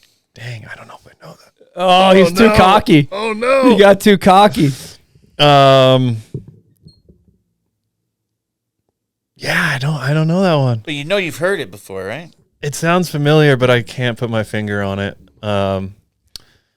Yeah. That's Austin and Curtis and People when he cap nines that jump in Logan. Okay. And yeah, I remember that part. I remember the music dies and it like breaks up and then it goes to Curtis. Okay, yeah. There's like all kinds of one-liners in there. Yep. All right. So now he was riding high. He's flying a little too close to the sun there. Brought me back down to earth. Kid I appreciate Icarus that. over here, man. Appreciate that. Okay, so talking about hard-hitting topics here, what I'd like to get into is one of my favorite stories, and it's the time at the gas station when you sprayed your face in the gas, sprayed yourself in the face with the gas. Some Zoolander shit going on? That really happened?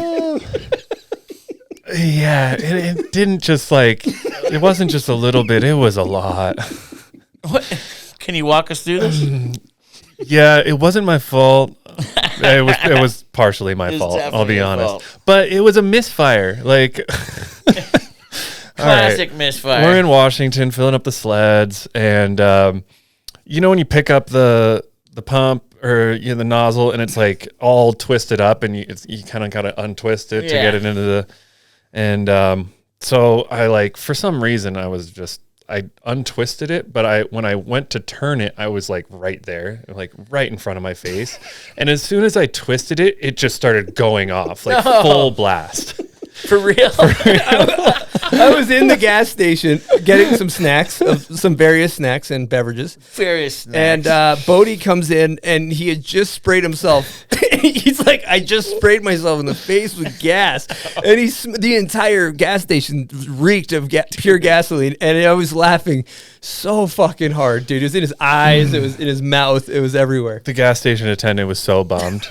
Like, it was so stinky. Like, the whole Dude, store. how bummed were you, though? Oh, man, my eyes were burning. It was in my mouth. It was like I had to throw my shirt away. Went into the bathroom and like washed my eyes out with soap for like 10 minutes. And like, it was a freak gasoline fighting. Dude, the smell. Yeah. No, it lingered in my truck until I sold it. It smelled like gas until it was incredible. I'll say it was a freak gas fight. Huh? Bode's misfortunes are some of my favorite things that have happened. When doing this podcast, it's hard not to talk about these. I mean, there's another one that we talk about a lot that I can just look back on and just have a good laugh if I'm ever in a bad mood. And we were filming for Real Snow, and he had been jumping off all kinds of roofs. And it was actually sidebar. We were in a crew. It was me and Bode, and I can't remember who else. And then we drove by. We saw Scott Stevens and his crew, who was simultaneously filming for Real Snow. And it was when roofs had just started hitting. And we drove by their van, and we rolled the window down, and we were like, "You got to look up." That was their motto. "You got to look up, homie. You got to look up." And then I think Stevens was like, "You got to look down. We're in the sewers, baby. We're in the sewers." Sidebar. That was a sidebar. But I was going to say, that doesn't sound like a misfortune yet. No. And then going back to the incident, he had been doing all these crazy tricks for Real Snow, like psychotic things, like terrifying stuff, like Hava had mentioned before, where you're like legitimately terrified watching him jump off these roofs. And we were shoveling a roof. And why don't you just walk us through what happened? Okay, so it was a balcony rail where you would hit the rail and then drop onto a metal roof, and then off another story to the ground. But there was so much snow. We were in Anchorage. There was so much snow, and I wanted to hit the rail and then drop onto the bare metal roof, but the roof was covered in snow. So I lowered myself down off the railing onto the roof and was trying to shovel, get the snow off, and I was on top. And I was like, oh, it's actually pretty mellow up here. Like, it wasn't too steep. I'm like, oh, I got this push shovel, and there's a big landing down there already. I'm just going to try to soap shoe down the roof and push all the snow off because it was kind of avalanching anyway. And then I'll just jump into the big pile of snow. It's not that gnarly. But it was so covered in snow, I didn't know there was a gutter at the end of the roof. So I go and I jump down and I'm shoveling. It's going great. I'm soap shoeing. It's going great. And it was avalanching, and I lift the shovel up, and then I catch my feet. I was about to jump off the roof, and I catch my feet on the gutter. And I caught your toes. Tomahawk off the top of this roof and land on my face full in scorpion. Full scorpion. Full scorpion. From a story. From a 1-story high. Yeah. Wow. And I blew my back out. I couldn't walk. So bad. That sounds like the type of scorpion where the feet actually ding the back of your head. It was so bad. But every time I'm in a bad mood, I can just think about Bode scorpioning off of the roof, and I'm in a good mood again. Dude, imagine if you had footage of that. That would be something we could just pull up and watch anytime you're in a bad mood. Just pop in Bode's 1-story scorp. Yeah, that's always how it happens. Though I never get hurt on the big. Yeah, you do that gnarly stuff. It's like, oh, I'm just shoveling the roof and I fall off or something. I don't know. That's amazing. So stupid. All right, Bode, I got to ask, have you ever indulged in run through a wall smelling salts? No, I've not. I've been avoiding them. Been interested. Indulged is great. Well, you squeeze it and then you smell it. You can ease your way up to it, or you can go full Richter. It's up to you. What's full Richter? Just shoving it up your nostril? Well, just going or you can just kind of do a light kind of work your way. If you watch Chris, he kind of wafts his way I'll give you a little technique. So what you want to do is you pop it and you just kind of. He gently comes up slow and wafts. Woo! Woo! That's kind of the technique. You might as well go full in, right? Yeah, you might as well go deep. Classic Bode. He's going in. Oh! You went all in. Oh my God. Oh! Woo! Woo! Oh, that's a strong one. Holy shit. Oh my God. It's burning. That's how Bode does it. Whether he's doing a front fucking 12 double cork or doing a small insult, he's going all in. He's going all in. Speaking of going all in, this is a good segue to get into real snow. The competition that really, first of all, actually, how was your smelling salt experience? He's over there. He's over there reeling. Recovering. It was intense, man. It was quite the smell. No, it was good. Smell. Are we gonna have to send you back to wilderness camp, or are we gonna be all right? I don't know, man. I might need to get a couple bottles of those. We'll see in about a week if I have a problem. All right, so let's talk real snow. So you freaking, I just think, first of all, that competition took snowboarding was in a place of just kind of handrails and maybe a little bit of wall rides. And then all of a sudden, everybody's jumping off of roofs, flying building to building. And you were on the forefront, the foreskin, if you will, of this progression. Let's talk about the real snow experience and your first one, because it took a while for you to get the gold. First one I did was, before the first one I did, I was filming with Absinthe, and it was Dan Breezy's first year filming with Absinthe, and also the first year that Real Snow existed. And so Breezy was one of the first people during the first ones, and I was with Breezy the entire time helping him film that Real Snow. So I kind of got like a front row seat to like, holy shit, like this is what you're doing. Like, and obviously Dan Breezy doesn't do anything half-assed. So he went full bore, jumping off everything in sight, bigger the better. So that was a pretty cool experience watching that happen. And then, the conception of Real Snow and how it blew up, and obviously changed a lot, for us snowboarders who film video parts. Shout out to Real Snow. I love Real Snow. Yep. They do it right. Those guys are awesome. I forgot you were a helper for Dan like that. Yep. Full frontal. And then I think the next year after Dan won the gold is when I filmed my first one. But we were still filming for Absinthe together. So I went and filmed with Gary Milton for my first one. Squarey. Yeah, shout out to Gary. Hope you're doing well, Gary. Haven't spoke to you in a while. Love that guy. And we didn't have any snow anywhere, and we went to Anchorage, got some good clips, and then the aforementioned scorpion off the roof. That's what led us to the scorpion off the roof. Okay. Yeah, that was my first circle. year filming Real Snow. Mm-hmm. But we got some clips that I was so proud of and so hyped on that year. It just got like cut a little short because I was hurt so fucking much. Many of the times, like before the scorpion off the roof, the opener to my Real Snow that year, I 5-0'd a fence that was like super tall, and I caught my leg on the last like support sticking up, and that took me out for a long time. Like it almost broke my leg in half, and but that's where to like take it to where my head was at that time. That happened, and I was like, oh my God, I almost broke my leg. I can't walk, but I can still walk, but it's about to seize up, and then I'm really fucked. So after that happened is actually when I got the clip. Like I walked back up and was like, all right, I got to get this right now before like the pain and like the trauma sets in. So I got the clip, and then I took like 2 weeks off or something because I couldn't snowboard.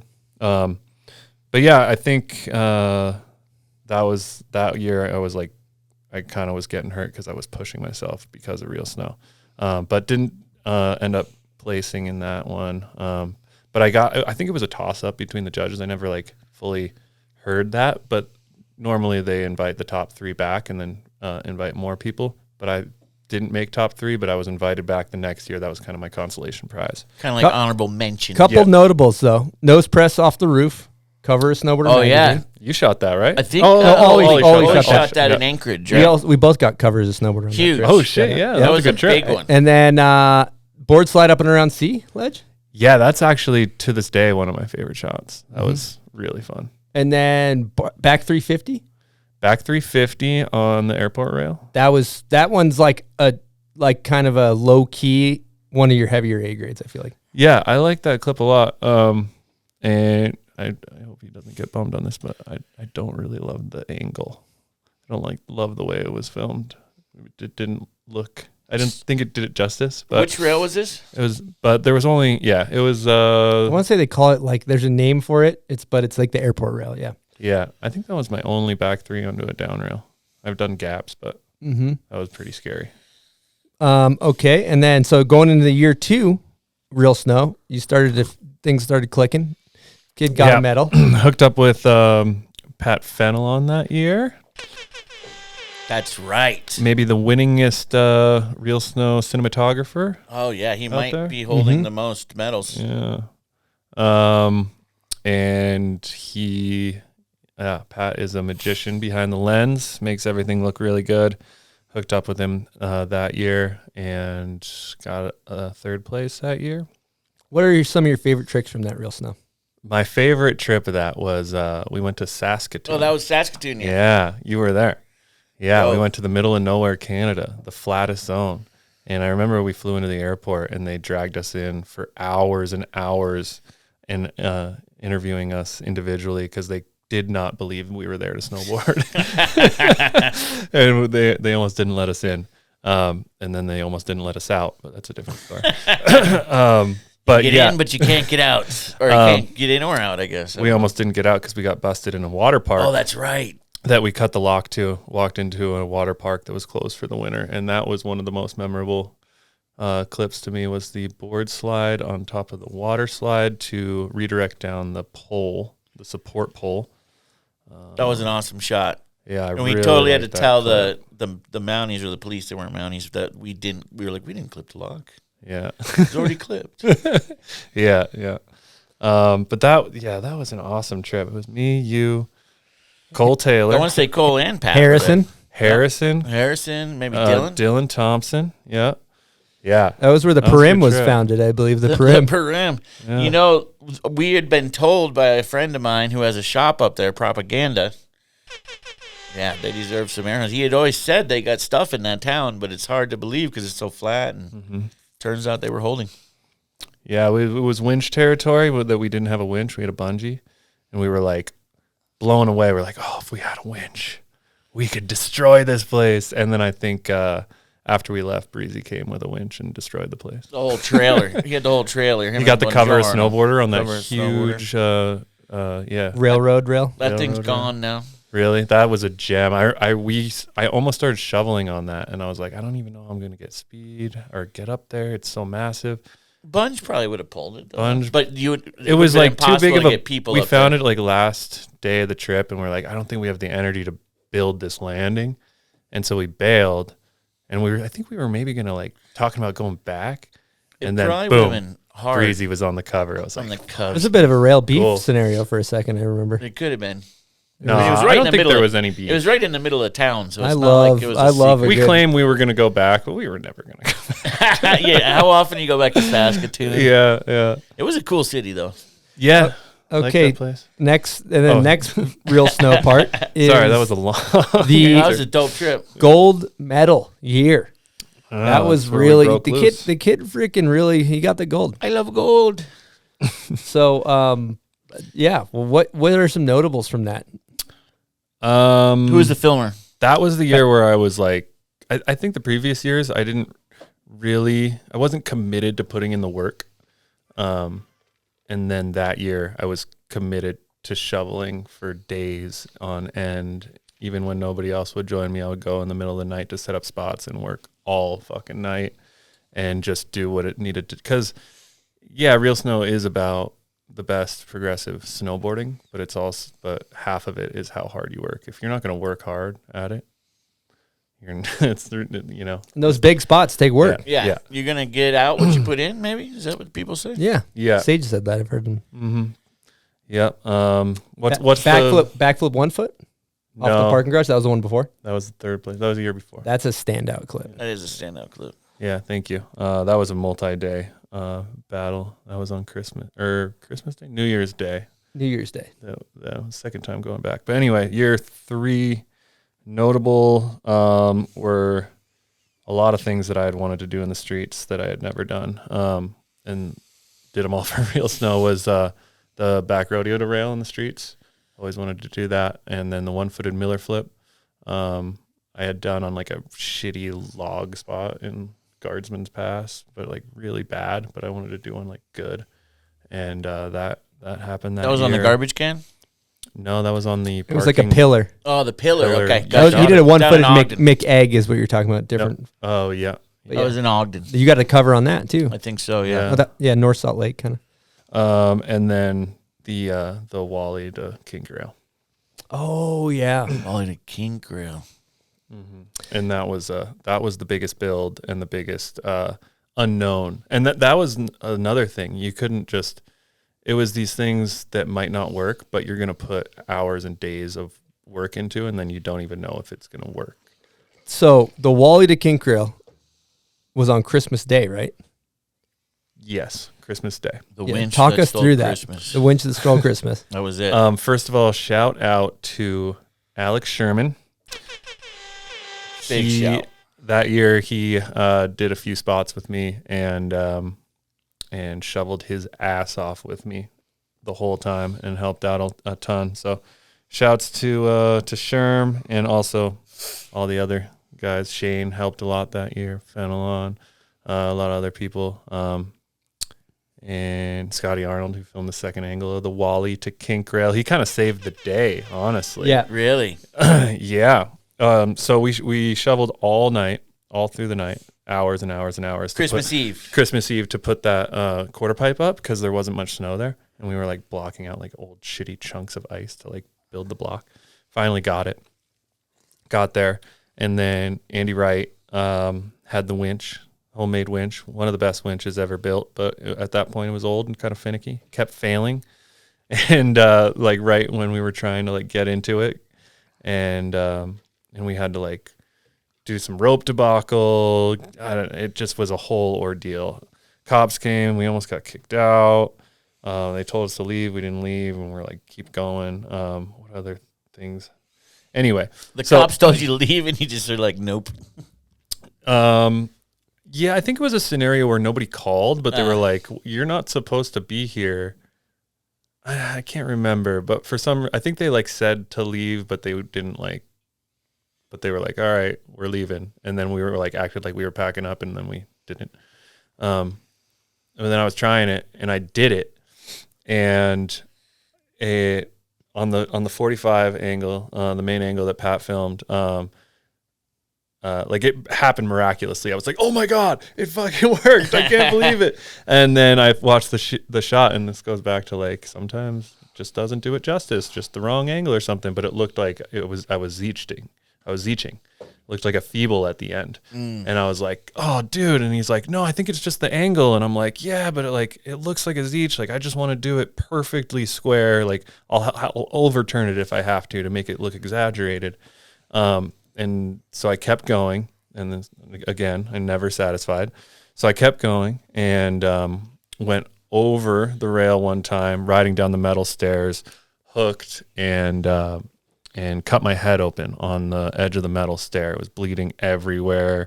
It was kind of scary, like ton of blood, and had to go to the hospital. Spent the night in the ER. Not the night, but I spent most of Christmas Day and night in the ER. Got a bunch of staples put in my head. I don't remember how many, maybe 7 staples or a few staples. I don't know.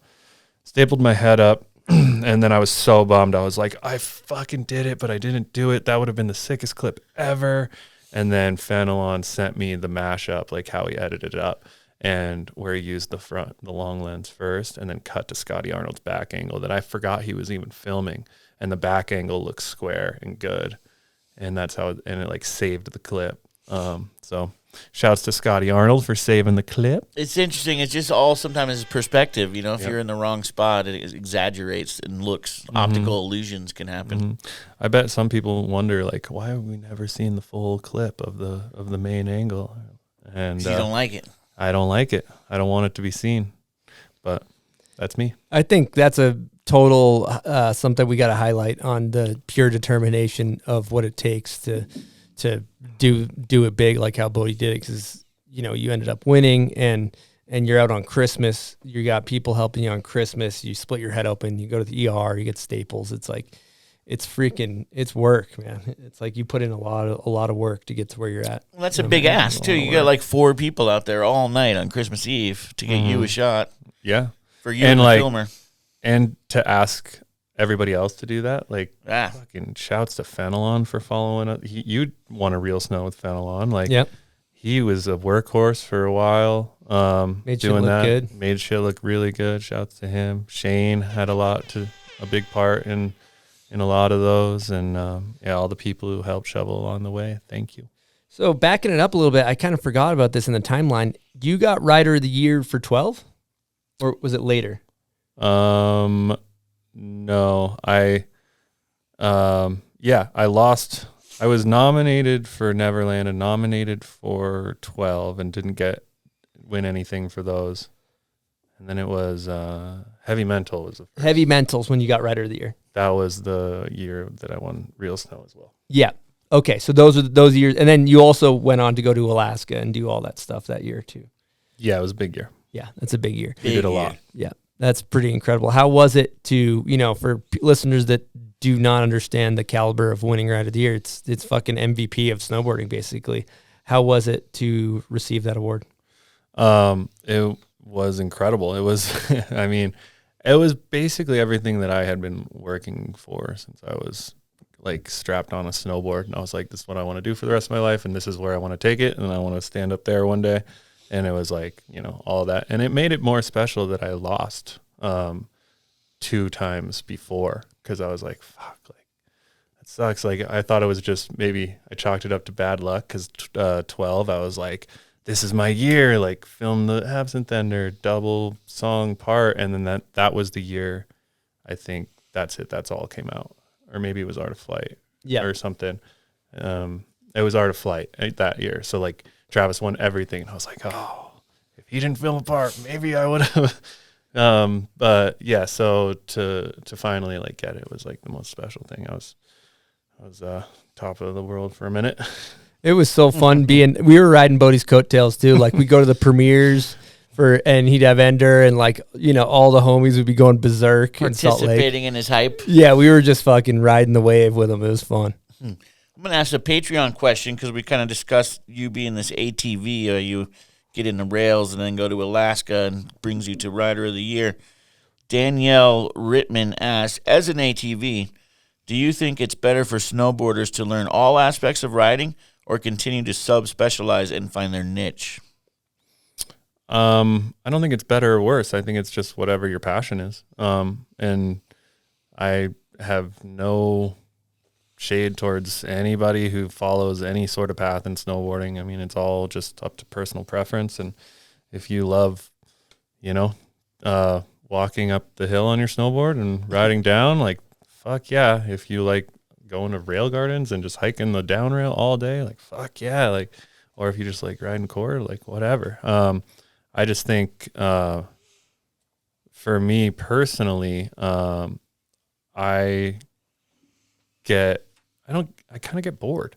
Like, I don't want to just do one thing all the time. And cause I'm such a crazy person about tricks.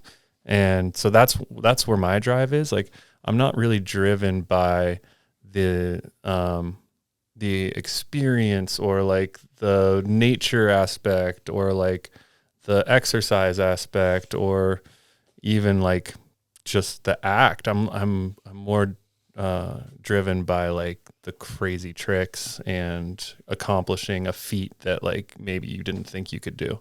So that's what drives me, and that can be from rails, that can be from park, that can be from backcountry, that can be like even like as simple as a turn. Like a powder turn, and you're like, oh, I executed that turn perfectly. Like that in itself is a trick. Like entering the turn right and exiting the turn right, and that's like what I'm kind of working on now, because I kind of skipped some of the just the basics at first. I feel like and just chasing the crazy tricks.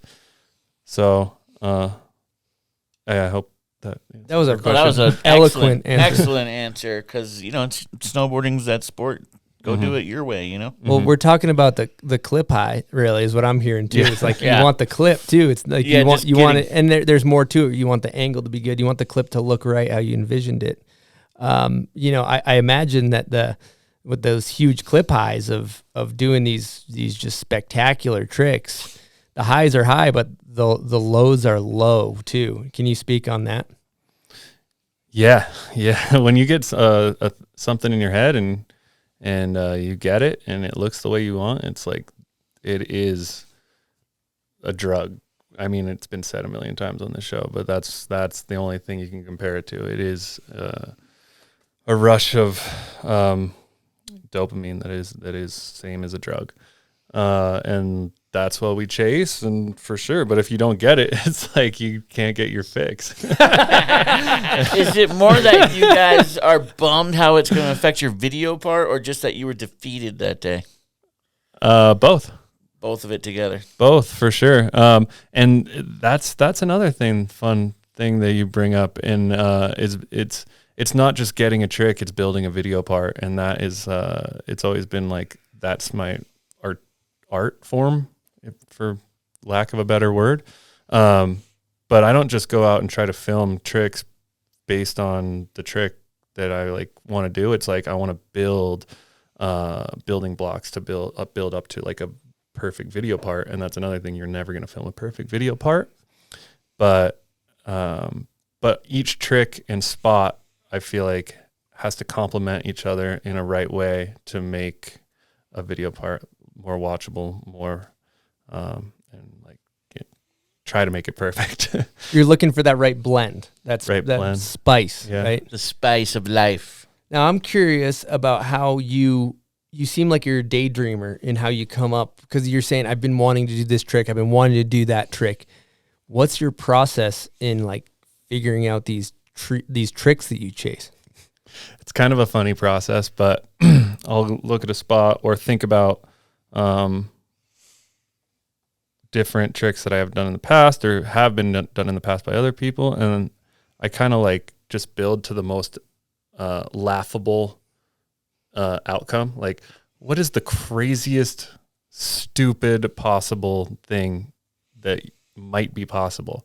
And then that's my bar, and then I'll like go try to find a spot to like do the craziest trick ever done, and then I work backwards from there. Like, all right, I don't think that's like achievable, but maybe I'll like work back to like dumb it down a little bit. But sometimes it happens where it's like that was the craziest thing you can think of, and maybe it worked. Mm-hmm. But I hate like going to a spot and playing it safe. It's like, so that's more defeating to me than getting defeated. It's like going, like if, for example, like I'll go to a jump or something and be like, oh, what are you going to do on this? So like, oh, warm up like with a back seven or something. And I'm like, no, I would rather fall tomahawk all day and walk away with 0 shots than get like a stock back seven on this. Like, fuck that. Like, I'd rather try the 1 foot double back and die and walk away and get hurt. But at least I like tried that. Cause I don't want just like a full part of back sevens, That's incredible. Thinking particularly to something that exactly speaks. I've witnessed this, and you said I'd rather try the double back 1 foot and get hurt. I remember we were in Tahoe. You tried to double backflip 1 foot, that tree jump that was a jacker, and you got fucked up. And I remember going to you in the landing. You were all hurt and like unstrapped. You're all laying there in the bottom of the landing and shit, and you were happy. You were literally like, I'm so glad I get to chill.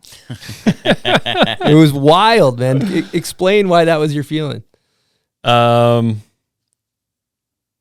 think that might have come from a different place. I think we were having a pretty rough trip, and I think maybe I was like, all right, but it's kind of fucked up. That's where my mind goes sometimes, because I've been in that place before where I'm like having a really hard trip or like things aren't working, and I'll like daydream and I'll be like, I wish I could get hurt right now. Like, no. not like hurt, but like I wish hurt I could enough like to walk away. Yeah, like I wish I could like get hurt for like 2 weeks and like go home and just do nothing and then reset.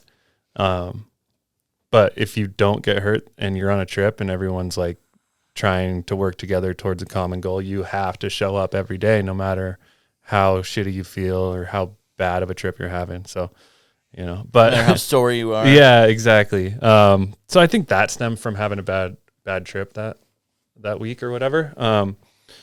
But it was probably also a little bit of like, because that jump, I was like, I don't know what to do. Like, fuck, I might as well just try the 1 foot double back. I really want to do this. And it didn't work out, but I was probably really stoked that I at least tried it rather than like landed a front 5 or something. I don't know. And I think, like you said too, what I'm hearing is like the pressure is off for a little bit. You put so much pressure on yourself to just, winter's short, you got to get it in. And when you get hurt, it's a time to take a breath and reset and slow down. Yeah, super interesting. All right. We are going to get into a Patreon question. Chris, you want to talk about Patreon Sure. for a second? Yeah, Patreon is a subscription-based platform where people can support us on there for a monthly fee as low as $5 a month. And it just helps us do this show. And it's kind of like radio, radio, they do like the drive to like, so we can, and it's cool because we get to do this show for you guys. And we just really appreciate all those people that support us. You guys help us do our thing. So thank you. And it gets them involved. And just like Cody Ferner here, you get to send in a question.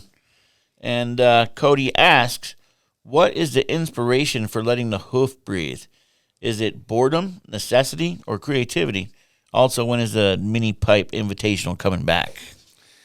Awesome. Thank you for the question. I would say it's a combination of those things. It's a combination of boredom and creativity and previous inspiration. I've been a crazy video nerd my entire life. I just consume snowboard media all day, every day since I was 15 years old, 14 years old.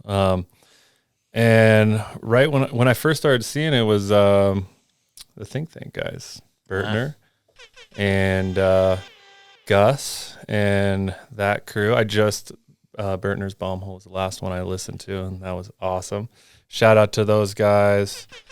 And then also when I hooked up with you guys and started filming for EPI and running around with you guys were also into the 1-footers. Scott, for sure, you got in on it a little bit. And my biggest inspiration is from my friends and the people around me. So I would see what Scott was doing, and I'm like, dude, you're like skateboarding on a snowboard. Like, I love skateboarding. Like, that's my first love. Like, I want to do that. So that's like where it kind of started, and I would follow you guys around and be like, Scott would be like, oh, I'm going to unstrap, like riding down Bear Mountain or something. And I'd be like, oh, I'll try it too. And then also it comes from boredom because, like I said before, I don't want to, like, I get bummed. Like, I don't want to even do 2 of the same tricks in a year. Like, like I want to diversify as much as possible. So after a lot of, you film all year long and you're like, all right, I have a front 7, I got a cab 9, I got a double cork, I got this, I got that. Like, fuck, I need to film something else. Like, I guess I should let the foot breathe and get like some of that going. Like, I just want to be as diverse as possible. I love that style. Yeah. So taking inspiration from Think and my friends and everything, I kind of just stole that and wanted to take it to the world that I was more comfortable in, was like hitting bigger features, big jumps, and big street stuff, where the Think guys were pretty mini shred. And there's this quote, I forget the actual artist who said it, but Doman said it a long time ago and stuck with me forever. And the quote is, good artists steal, bad artists borrow.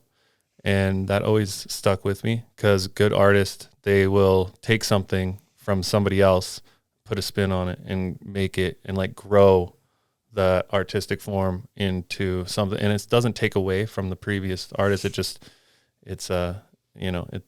helps everybody. So basically, yeah, I just kind of stole what they were doing and tried to like do it my way. And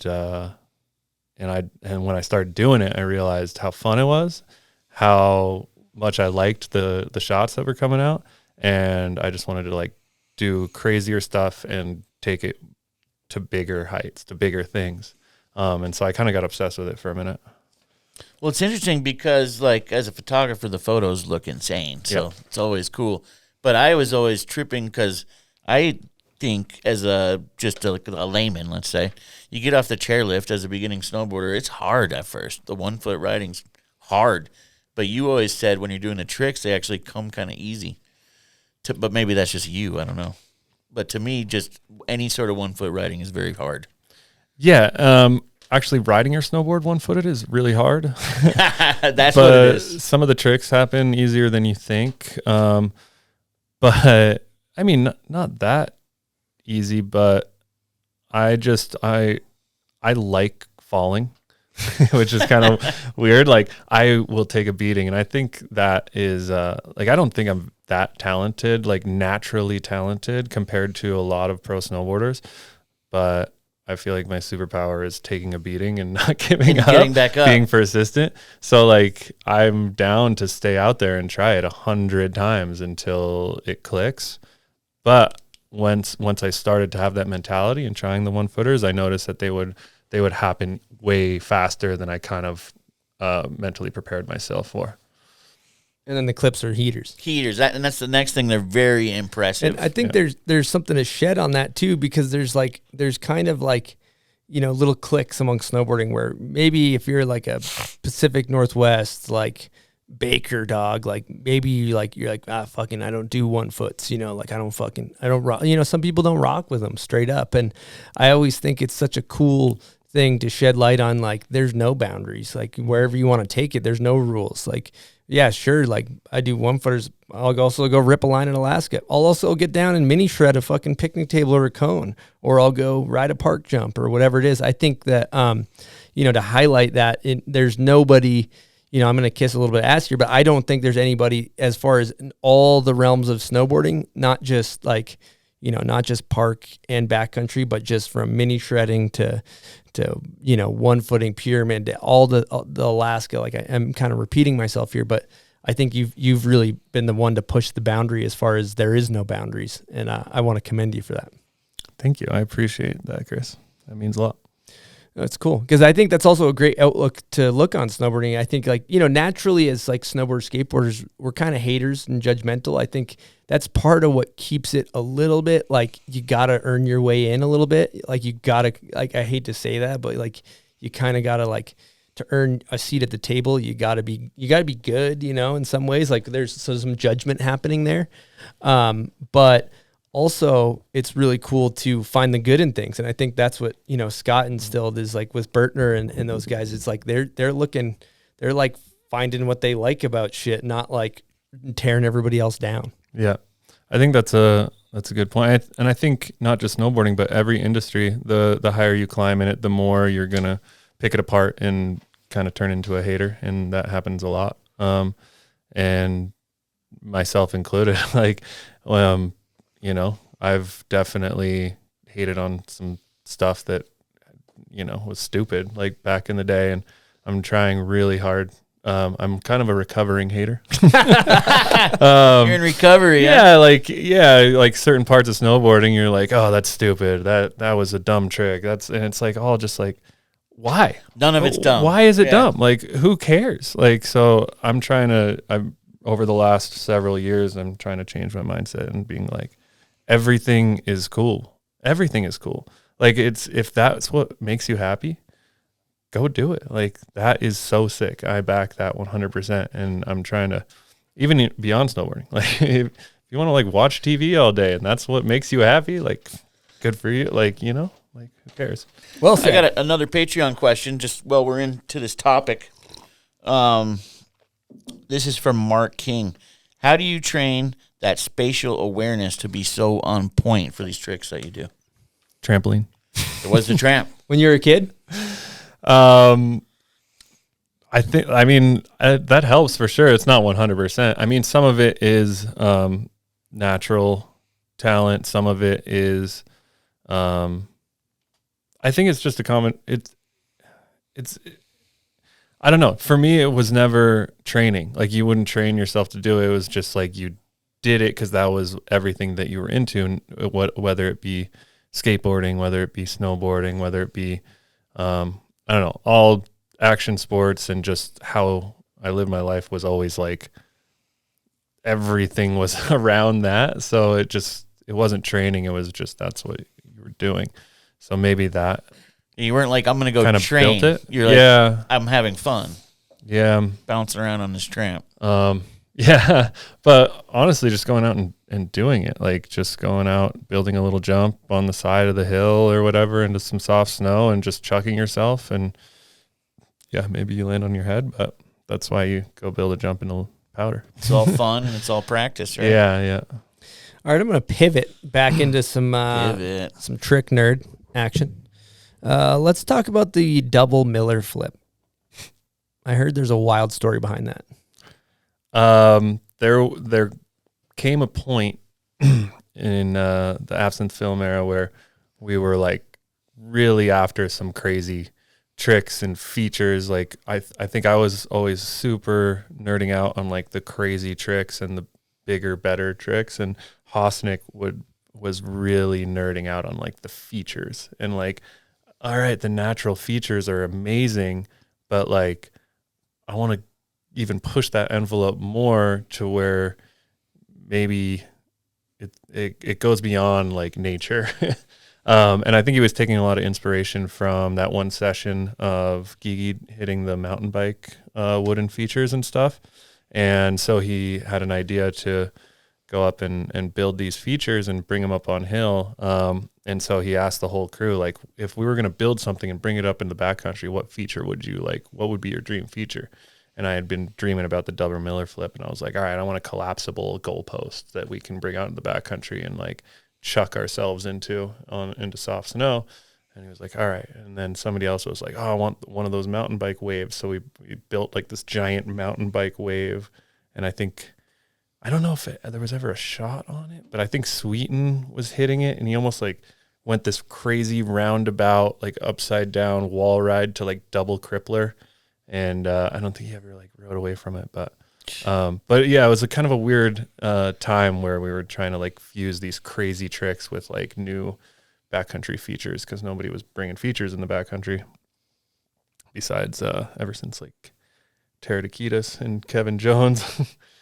Tech diff. So yeah, we built that goalpost. He had a fab buddy build it up so it collapsed and fit into a bag. And we helied it up to Eagle Pass Heli. Shout out to Eagle Pass. Those guys have been so rad, and their terrain is incredible. So they set that up for us in the backcountry. We found like a perfect spot and just tried the double Miller flip. It worked better than I thought. Wasn't there some story where the helicopter has almost malfunctioning or something? Oh, yeah, I think it might have been that day, because we had a huge session. We were like pushing the envelope with light, and we all like Heli came and picked us up, and we all got in. And Hosnick he's been around helicopters for so long that he was pointing stuff out. The pilot didn't even know, and he like got in. And he's like, "Hey, there's a little weird noise. I don't think I've heard that noise before coming from the tail rotor." And the guy was like, "Oh, it's probably fine." He's like, "I think you should check it out." And he like got out, and like I think something was wrong with the tail rotor, and so we were like kind of racing like weather and light, and so we like kind of like tied the helicopter down to like park it for the night, and we all got out, and we're like, shit, we might have to sleep here tonight, like kind of making plans to set up camp, and luckily they were able to fly out another helicopter and pick us up like right before it was like last option of time, so we got out unscathed. Fascinating. Wow, that would have been a gnarly night. Well, I'm going to pivot into I'm going to call it your Opus. I don't know what that word means. I don't even know what it means either. But his best, his like out of his body of work, it's the one you're most proud of. Your Magnum Opus, in my opinion. Magnum Opus sounds like a stone, like a precious stone. It's a kind. It is a precious stone. You could say Stony Buds is also a Magnum Opus. I'm a precious stone. You are. You're an Opus. A precious E-stone. The reckless abandoned year you went in. It was your first year not doing Absinthe, and you kind of were quarterbacking. You're kind of like everything. You were kind of quarterbacking, producing, offensive coordinator. You were defensive coordinator. I don't know what any of these positions doing it all. do. There's a lot of personnel that you're wearing a lot of hats. So what was going on with Reckless Abandon? Why did you decide to go off and do your own project, and what did you want to accomplish with that? I had been filming with Absinthe for, I don't know, 10 years or so, probably somewhere around there.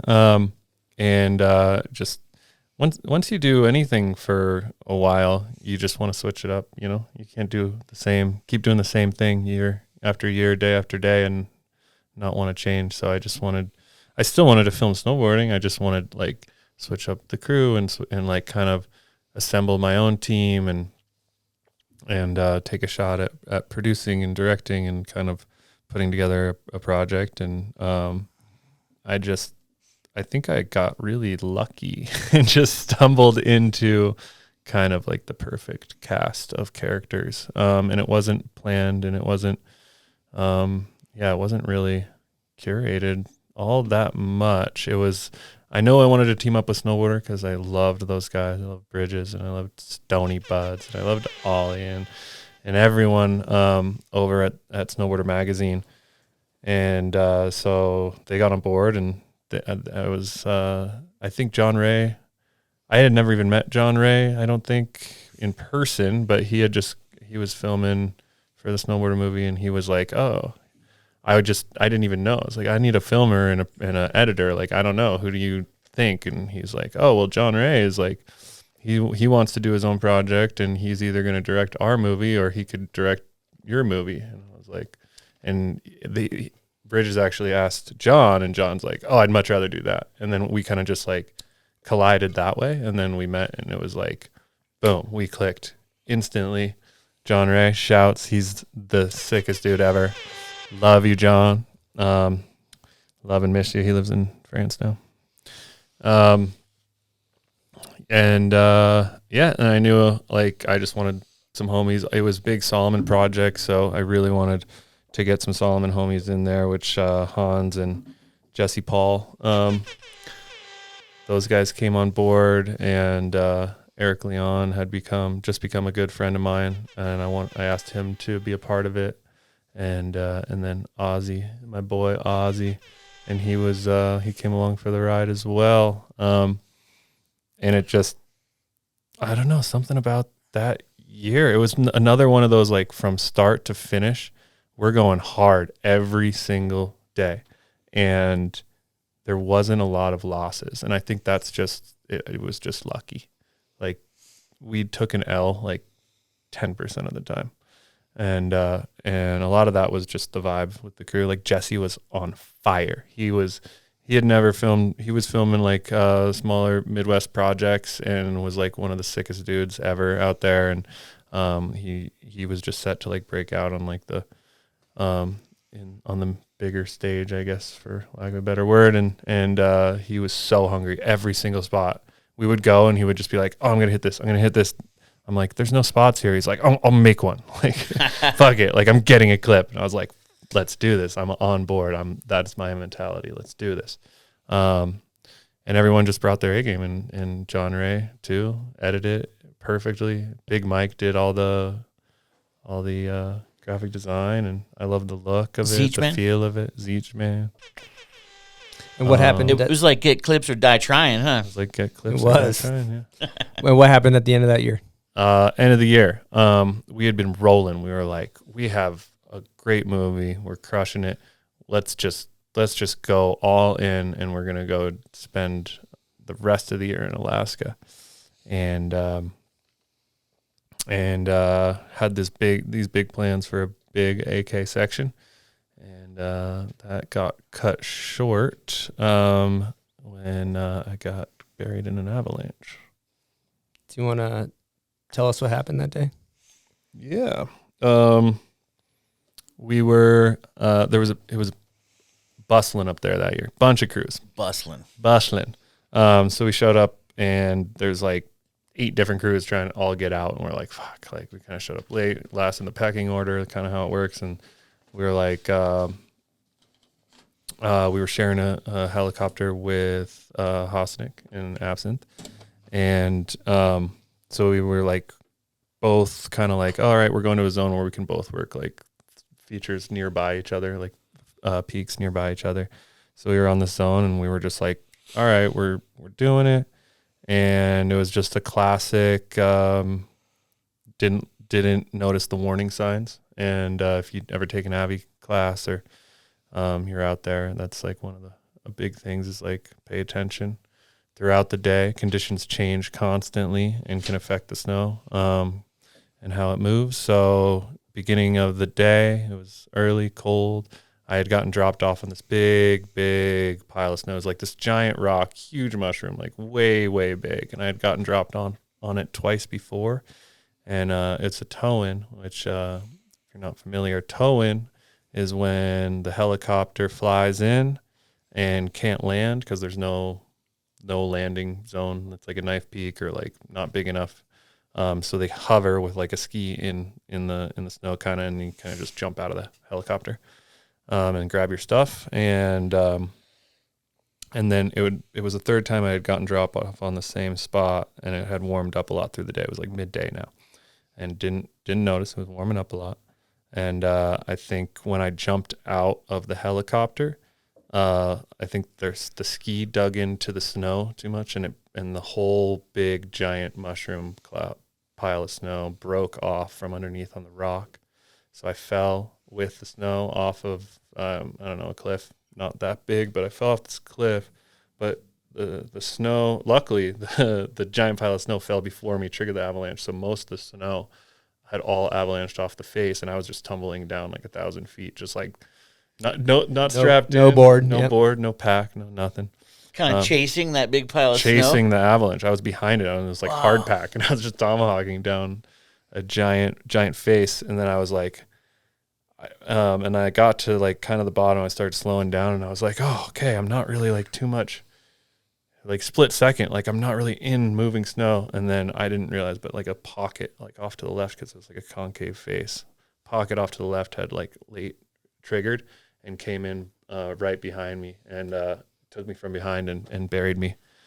And I got completely blindsided by it, and it pushed me in the back, and I flipped over basically in the worst position you possibly could be in an avalanche. It flipped me over. I was head down, arms out by my sides, like yeah. And I was just pretty, I think I was pretty deep, but yeah, pure moments of pure panic, and then I passed out, and then I came to when I didn't even come to when they unburied me. I don't know.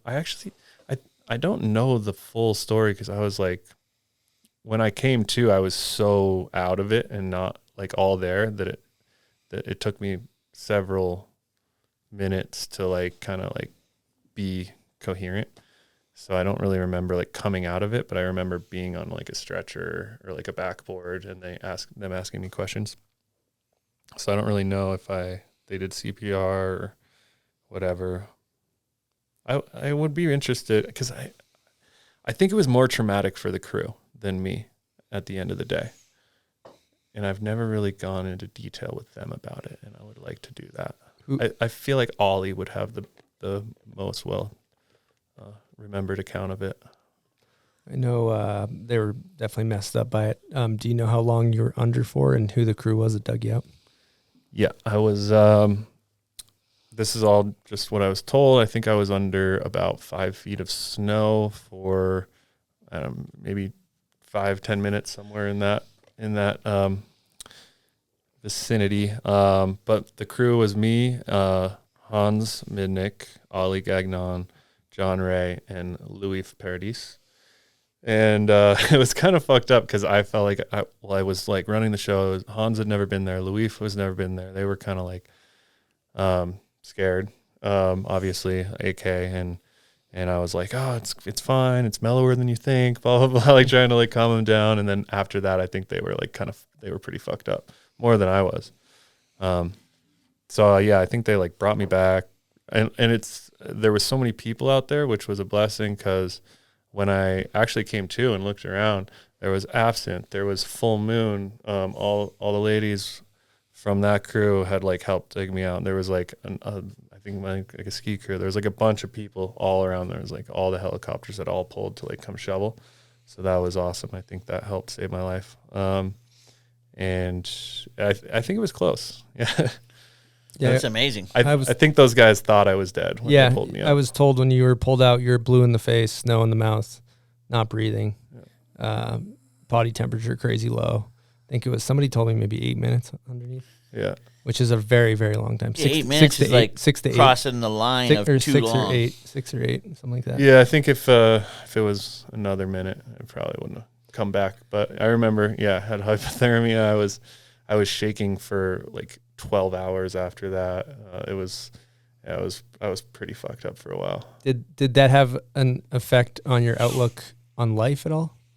There was PTSD for sure. I remember that because I was at the end of the year, spring, and I remember that summer we went camping in Moab, and we were like we were like this dope ass camping spot on the edge of this cliff overlooking the valley, and everyone was like wanted to build the fire like right next to the cliff at night, and like people were drinking and like putting their chairs like right next to this huge cliff, and I like had like sort of like a panic attack and was like couldn't stand next to the cliff, and I was like worried for everybody, like if they were gonna fall off and like tumble down this thing, to the point where like I went to bed like way early and was just like had to calm myself down. So I think there was some PTSD for a while, and I definitely shied away from backcountry snowboarding for a while. I think the next year I didn't really do much backcountry and went more street style, and but I needed that time to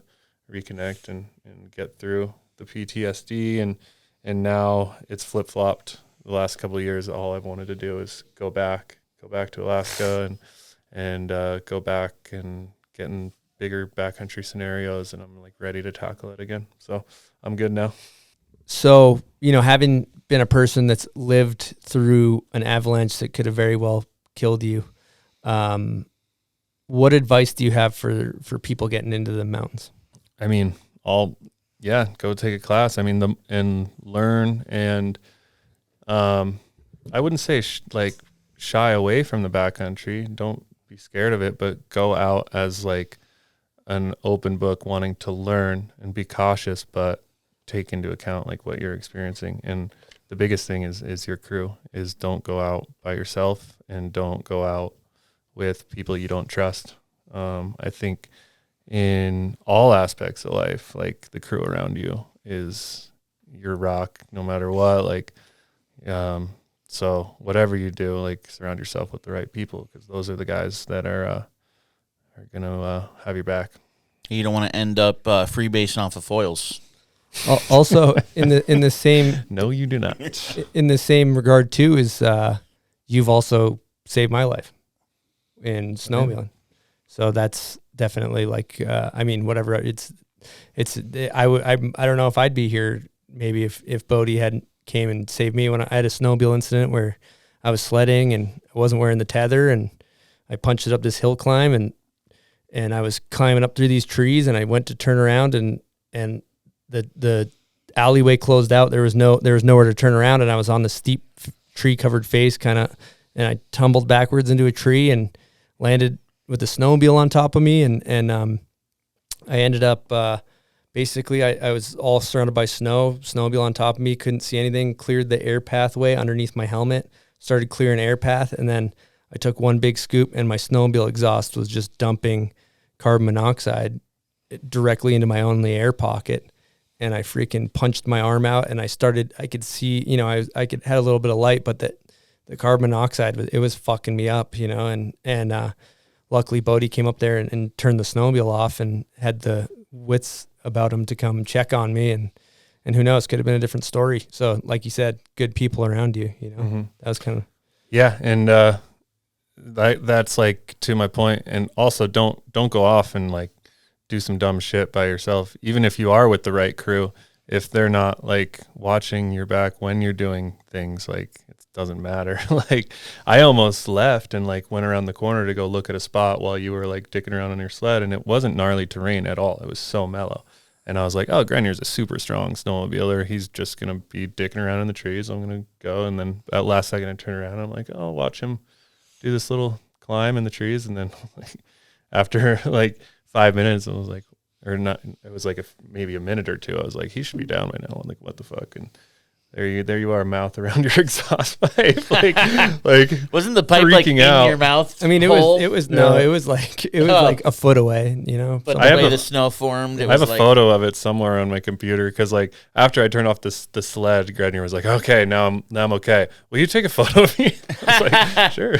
Well, because I knew there's oxygen, there's an air pathway coming in, but you didn't really know where it was when you got there, right?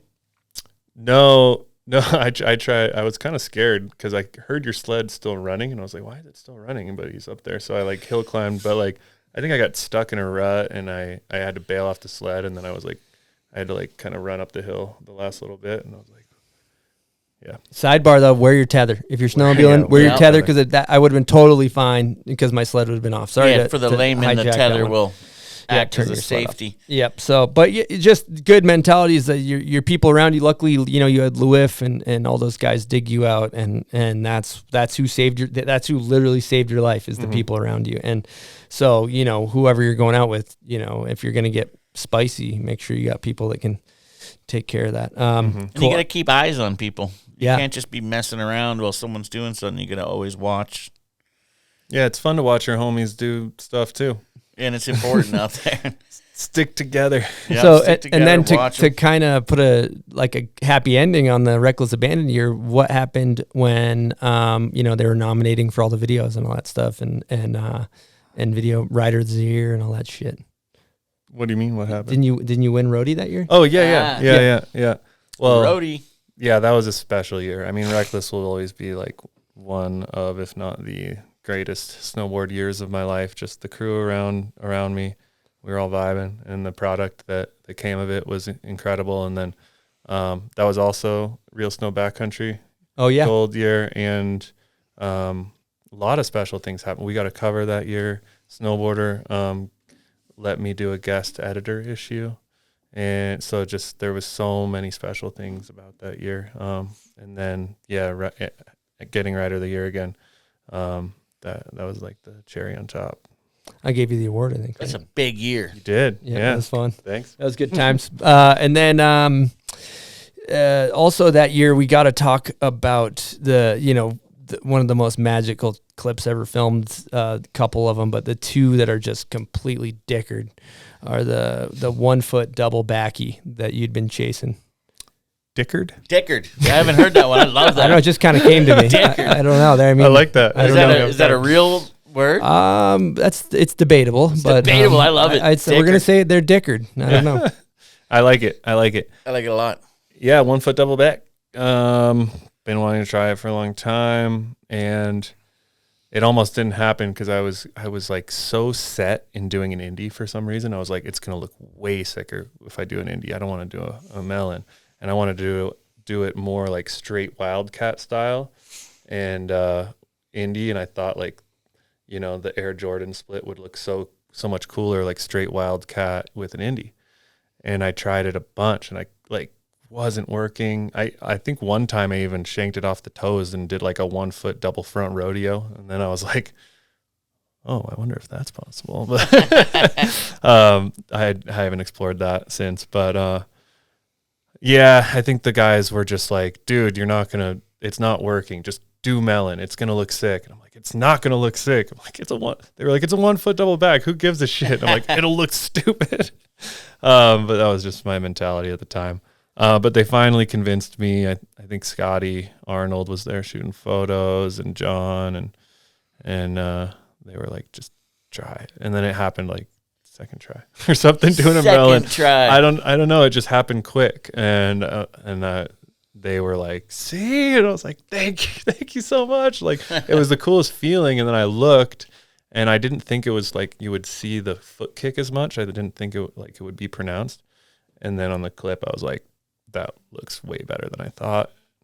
And everybody rejoiced. It was a great day. Rejoice. There was rejoice. It looked like you caught the last little sliver of landing when I was watching the clip again. Yeah. And then the ender of the Roadie 2.0 when you got Rider of the Year, that year, the last clip in Reckless is a magical one, or at least in your part, I think. I don't know if it's in Reckless, but the switchback rodeo front board 270 out. Yeah, I've been a big advocate of flips to rails. I know a lot of people don't like them. Big advocate. But it goes back to just, I want to try the most ridiculous thing that you can do on the spot. And I don't care if it's like kooky. That's sick to me. So I don't know. I've done the back rodeo to rail on a couple park features and then in the real snow. And I was like, I want to do a switchback rodeo to rail so bad. Like, it's so different. Switchback rodeos, I'm not as good at them, but like the way that I flip them, they would come around like it would work. And then I found that perfect bike spot down in South Salt Lake and Draper, and I think a bunch of people hit it that year, but it was like just the perfect spot, A-frame up flat down, perfect amount of air, and it was a wood rail, but it was painted, so it was super smooth. And I don't know, it was another thing that just like, I'm going to try it. Okay, I did one. I did a really sketchy one, like a weird flip, landed kind of on my toes and like almost fell coming out. And I was like, all right, we got something, but I don't like it. Like, that's not making the movie. And they were like, you did it. You don't have to do it again. I'm like, no, I want to do it again. Like, I want to do it better. So I went back and somehow just flipped perfectly, landed square. And I landed, and it, like, the force of landing square between the bindings, like, made me continue the rotation, and I just like perfectly 270'd out, and just like it felt like I did nothing. You know, when you're like, sometimes you're like, you do the hardest thing you've ever done, and then you ride away and you're like, did I do anything? Like, did that just happen? Like, it was such a weird feeling. Like, that didn't happen, did it? Okay.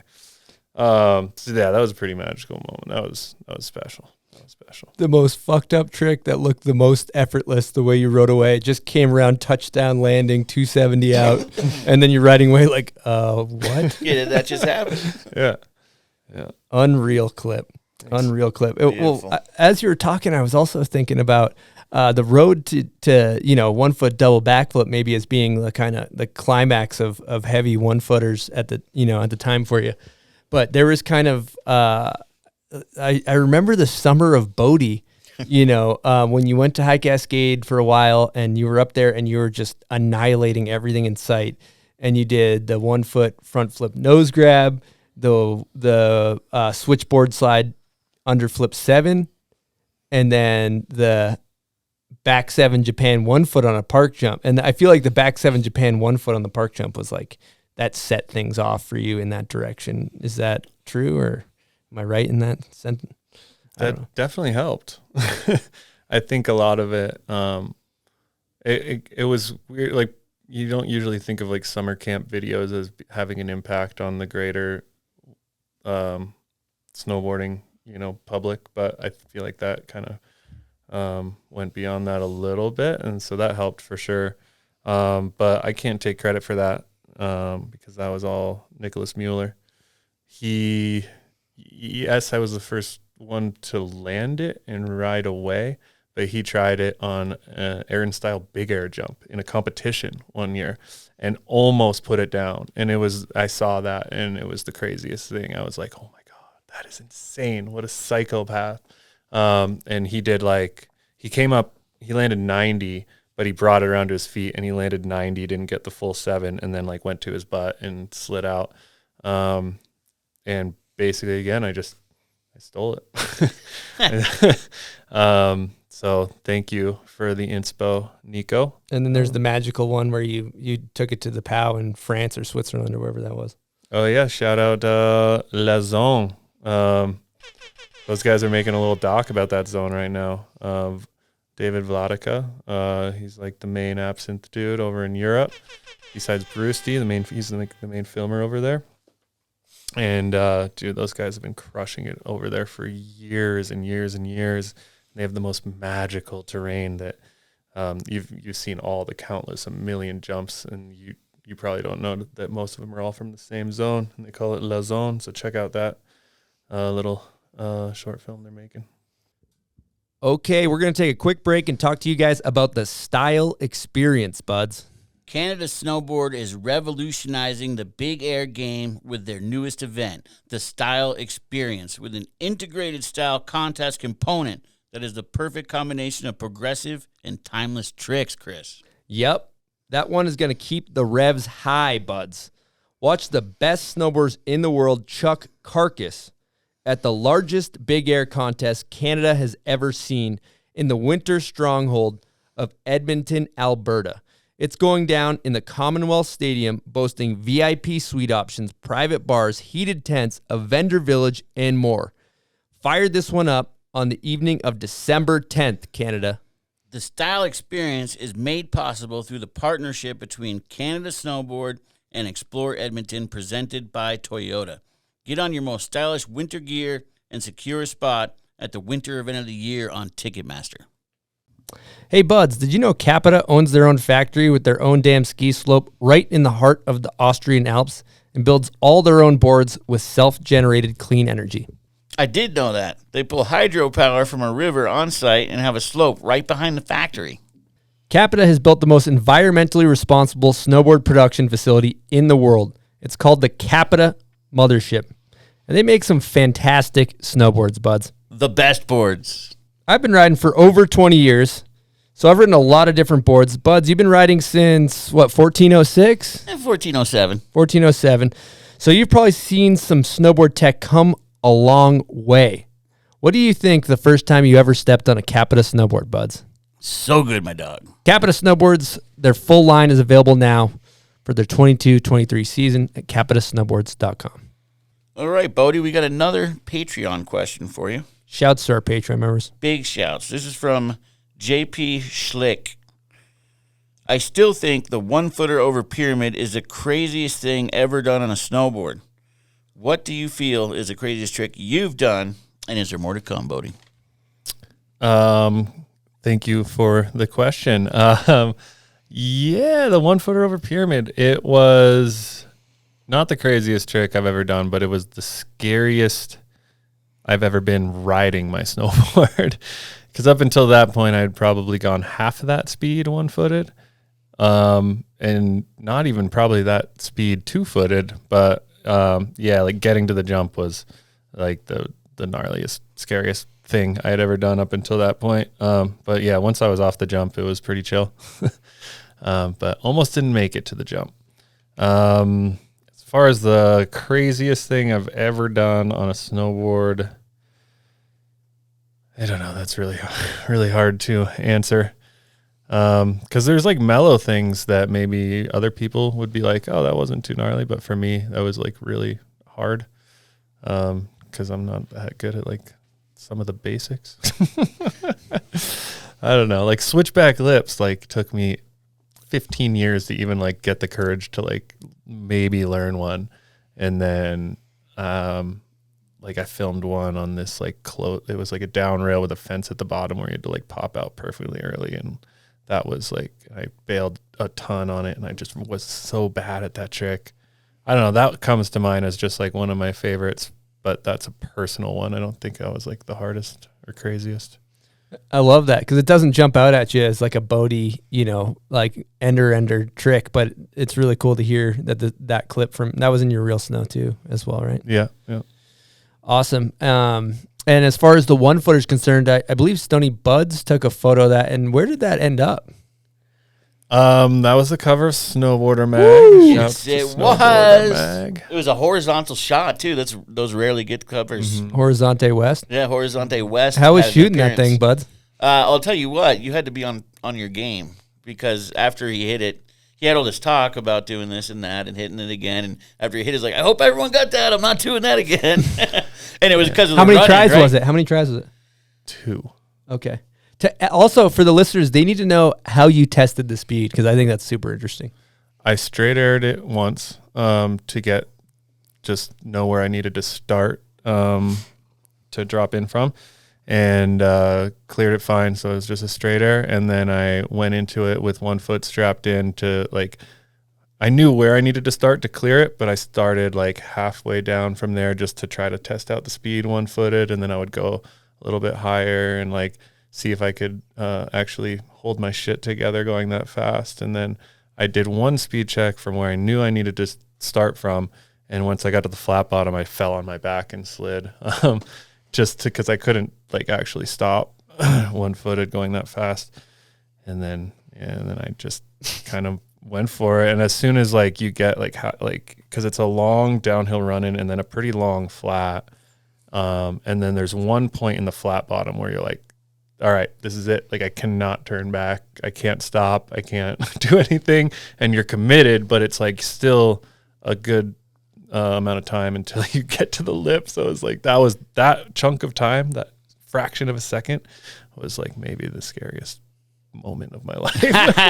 And that's why you got to go so fast, is because there's that long flat, and that's what makes it crazy. And it's steep to flat too. Yeah, it's a compression. It's like super steep. The Paul Mitchell compression Paul session. Mitchell compression session. Yeah. Do you remember what else happened in that session with Ozzy? Do you remember what he did? Yeah. Oh, a side note, we did this session way too late in the year, and on the knuckle of the jump, there was about an inch of snow on top of dirt and rock. Like it was like not prime conditions, but I had been like just trying to do this trick for so long. I was like, this is the session. We built the jump. We're fucking doing it. And actually you can see in the shot, like, you can see like the dirt poking out on the landing tracks when I'm riding away. But Ozzy hit it. And also maybe compression. I think maybe he got compressed. Yeah, off the jump, but he caught his toes and he did the craziest Superman air I've ever seen. To penguin slide. It was like 100-foot just. He looked like Superman flying through the air, and luckily he cleared it, because if he didn't, he would be fucked. Yeah, that would have been bad. And he didn't over-rotate the Superman, and he landed on his stomach and did a perfect penguin slide down the landing, and it would have. I think he would have been completely unscathed if there was snow, but he got all tore up because there was only an inch of snow, and so when he penguin slid down his stomach, I think all like the rocks and the dirt like fucked him up. He was one and done. One and done. What a king! What a session. We also have signed prints available, right, yes, buds? We do. We got prints for you guys that are going to be going on the net. Who calls it the net? When's the last time you've heard it called the net? What do you call it? The net was like 98 people were calling it. I'm gonna go surf the net. I guess I still surf the net, bro. Okay, we got them available on the net. I like it. Let's bring net back. Yeah. We got that as well as a rail shot. Yep. We got a plethora of shots for you guys of Bode Man. Thanks for those prints. Yeah. Also, how do you find Will Smith during a snowstorm? I don't know. I don't know. You look for the Fresh Prince. Wow. Yeah, the Fresh Prince. There he is. I actually looked online because I thought that would be a cool name for a print shop. And The someone Fresh Prince. already has it. So it's already taken. Such a good name. They have an Instagram and everything. Wow. Okay, a couple other things to cover. We've been going for a minute here. We got to talk contrast. And in regards to contrast, I happen to have a guest question from none other than longtime home skillet of yours and all-around legend, Eric Leon. Hey, what's up, Bodie? It's Eric. I'm calling because I had a question for our listeners and our viewers. I wanted you to maybe paint a picture of what it was like to snowboard a season at night filming for Contrast. Yeah, Contrast was a wild venture that we took on. In hindsight, we could have done it a lot better, but I was pretty hyped on what we did that year. And thanks for the question, Eric. One of my best buds. Love ya. But yeah, we snowboarded a lot at night, and a lot of powder at night in the middle of, I mean, we tried to go like kind of deep in the backcountry, but like when it was that dark, it's pretty scary to go deep. Like, so we were going a lot of side country behind Brighton, Guardsman's, like some hiking zones. And we figured out, we tried to start with headlamps and they weren't bright enough. And then we figured out that bike lights, night bike lights that you attach to your handlebars were super bright and like good spot on. And we would duct tape them to the sides of our goggle straps. And once we figured out the tech, it was like a spotlight. Like you could see everything. And I was like, we were pretty confident and comfortable like hitting stuff. So we actually hit some like pretty decent sized jumps. I think we hit like a 60-foot jump at night, like in the pitch black, and like some step downs in Grizzly Gulch that were like some classics, but it just brought them to life because it was at night. And then the rail stuff was easy because like you gotta, I don't know, a lot of rail stuff is done at night. But yeah, the backcountry was a trip. And then probably one of the most memorable nights of my life was with Eric and my dad. My dad works is a ski guide for Park City Powder Cats. Shouts to Park City Powder Cats. Great guide. I've used his services too. Yeah. You used his dad? Yeah. They have some incredible terrain up there, and they always got fresh snow. And they brought us up at night in the Cat, and it was a trip. My dad was like falling asleep at one point. Like, what are we doing up here? I'm like, oh, you signed up for this. Like, let's do this. And yeah, they brought us to some sweet terrain at night and parked the Cat, and we jumped off some cornices and rode some like 6 spine lines. And there's this one photo where I switchback 5 off a cornice. I love that photo. And T-Bird shot it. shot that. T-Bird shot it, and it's one of my favorite photos of all time. And like the streaks, you can see like the arc of, because we were wearing we figured out if we wore headlamps on our legs and turn them to different colors like green or red or whatever, it would like the long exposure photos, it would like turn out sick color streaks across the photos. And yeah, that's one of my favorite photos to date. Shouts to T-Bird. Bird boy flying any weather. Any weather? I believe it's Birdman Daddy flying any weather, but Bird Boy is a little He's better. Bird Boy. Yeah. We got to ride a private cat session in the middle of the night, pitch black, with my pops and Eric, and that was an insane night, special night. And Bodie says middle of the night. We were getting done at like 4 a.m. Like those were some nights. I feel like that's you're on Bud's schedule, so you're on his average. You're on his daily grind. When you're up there at that hour of the night, it's crazy. And when weather moves in, like at one point we had to like just stop hiking. You couldn't even do anything. Oh, when it was snowing super. Yeah, when we were like taking all those lifeies with the lights. Yeah, like, it was just wild. Doing smiley faces. Somebody rode Tuscarora, right? Yeah, these guys. Yeah, me, Eric, and Randy Van Nerden, the killer. The one thing that just boggles my mind is it's pitch black. There's a cheese wedge in just a field of darkness. And you see these guys with all kinds of lights and shit dangling on. And Bodie comes through and rips like a back rodeo 7. And it's like, I don't even know how the fuck you see where you are in the air. It was like full. Dude, he did a one-footed 3 off a big jump. Yeah. Just no problem in the dark. I was thinking about that photo for a print. But dude, I didn't make it. Hyped on that photo. Yeah, super good. I mean, I got to commend you again on kind of just conceptualizing something and executing and always kind of looking for that next thing. One other clip that's really cool that we got to talk about. It's like really subtle, but talking about very simple things like the beginning where you guys switch from daytime to night. You're riding during the day, you do a nose press on a table, you hop on front board on these tubes, the camera spins around, and then it goes to darkness, and you do a switch nose press. Who came up with that idea? I had the idea to do a shot where you transition from day to night. So the overall idea was mine, and then Paul really brought it to life. And that one clip was a product of like 12 hours of like work. It was crazy. But yeah, we were thought about doing it. Yeah, I was just like, oh, well, just do the same trick in day and night and you can just cut in the middle of it. And he was like, oh, it's probably not going to line up.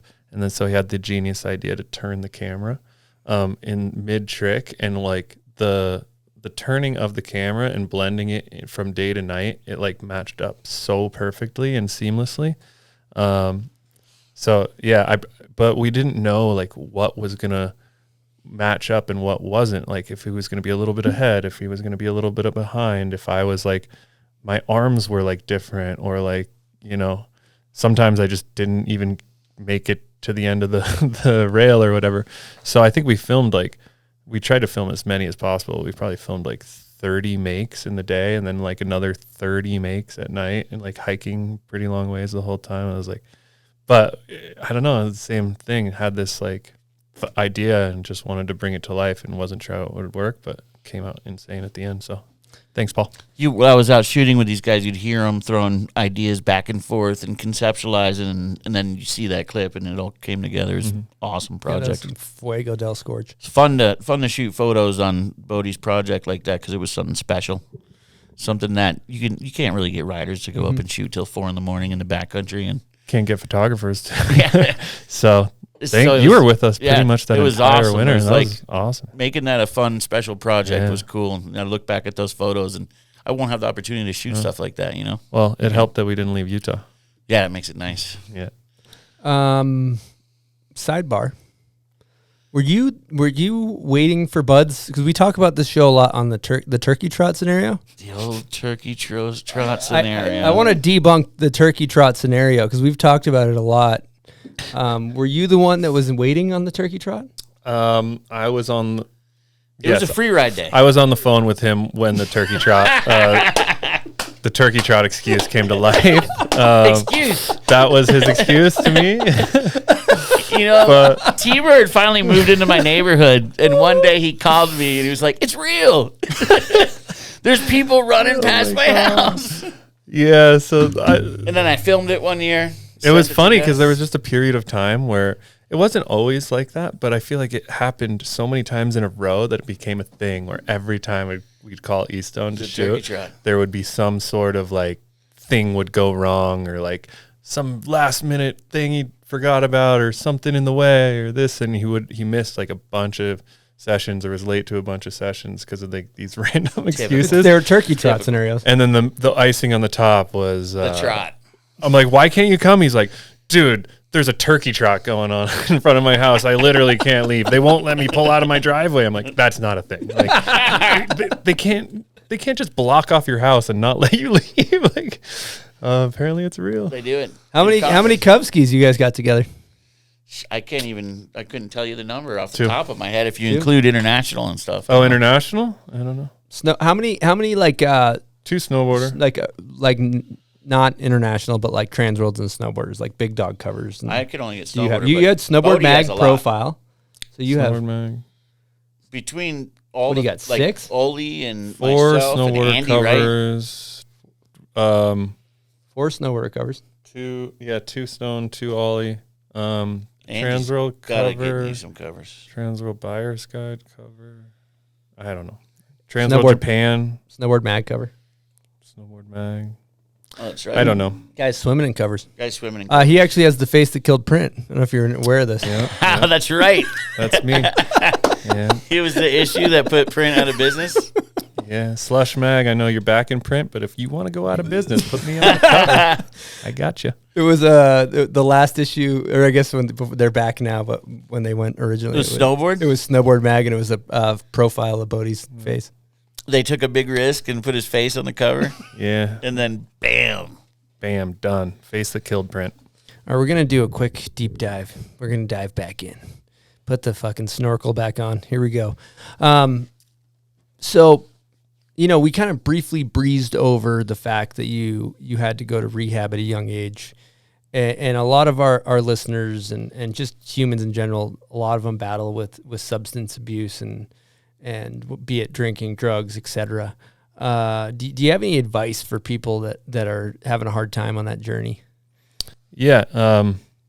Being somebody who's battled with drug abuse and substance addiction for pretty much my whole life, I would say I used to kind of internalize it and make it, try not to think it was a big deal and not like ask for help, really. I always thought like, oh, I could do it on my own. I can do it on my own. I can do it on my own. I can do it on my own. But sometimes there comes to a point where you can't do it on your own. And that's when, I don't know, it is really hard to ask for help sometimes, but if you can actually ask for help and get to that point, people are there to help you, especially the people around you. I mean, everybody's got somebody in their corner. And you need to lean on those people from time to time.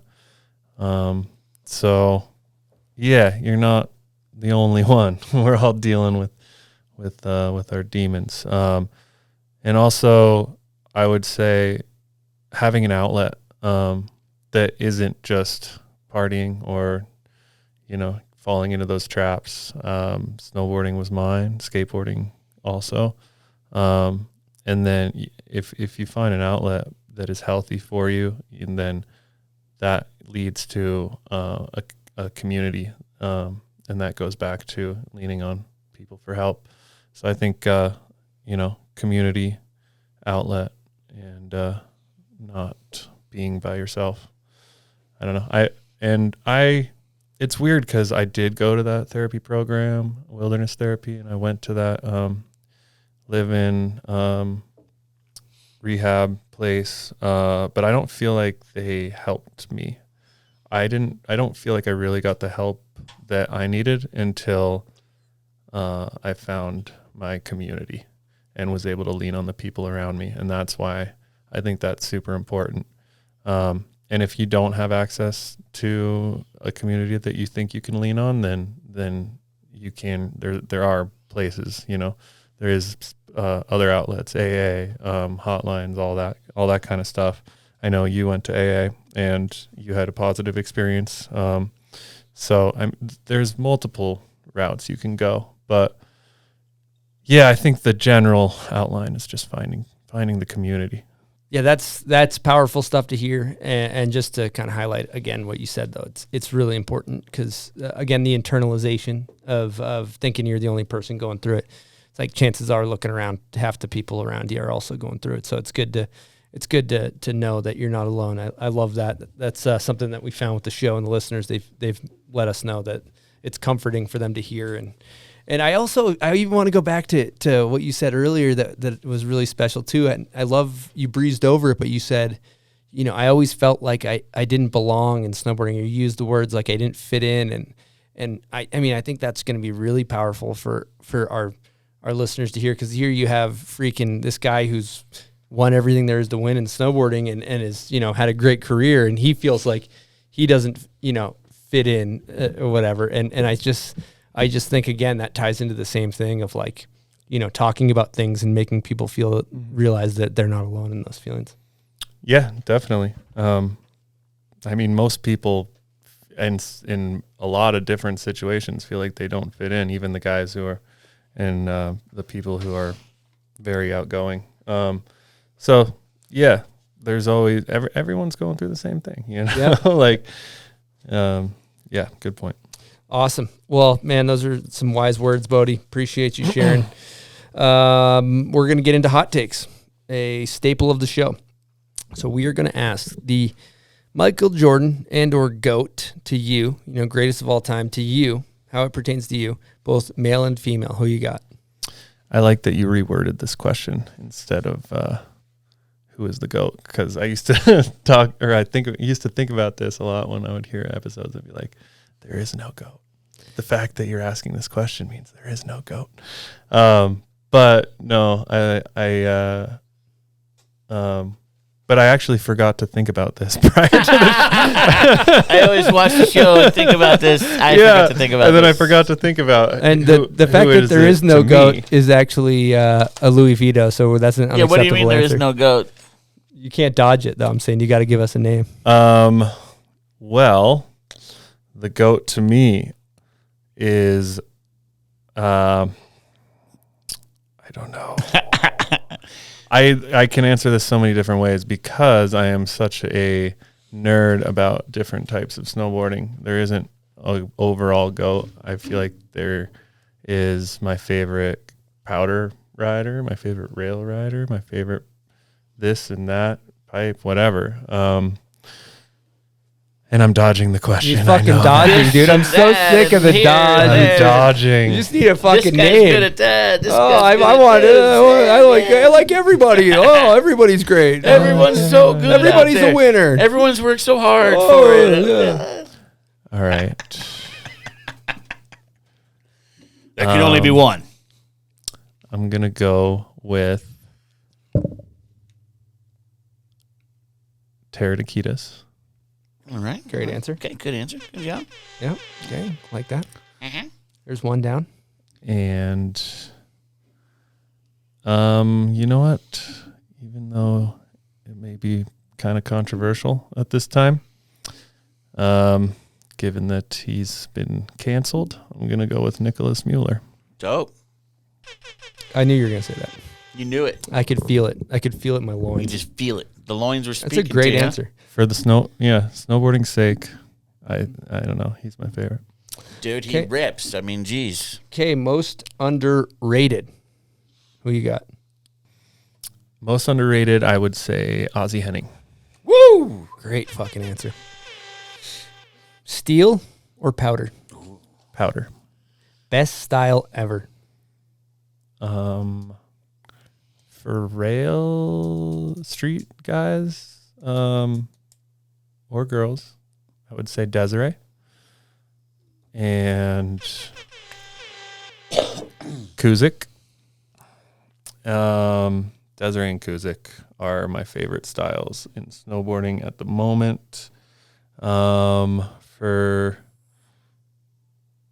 just gonna leave it at that. Good answer. Dope. When I used to watch Kuzik have jump shots, and he would just wouldn't move in the air, and he would land so flawlessly and just ride out straight like nothing happened. I was like, damn, I wish he jumped more. Best board graphic ever. I'm going to go with the original first year Salamander.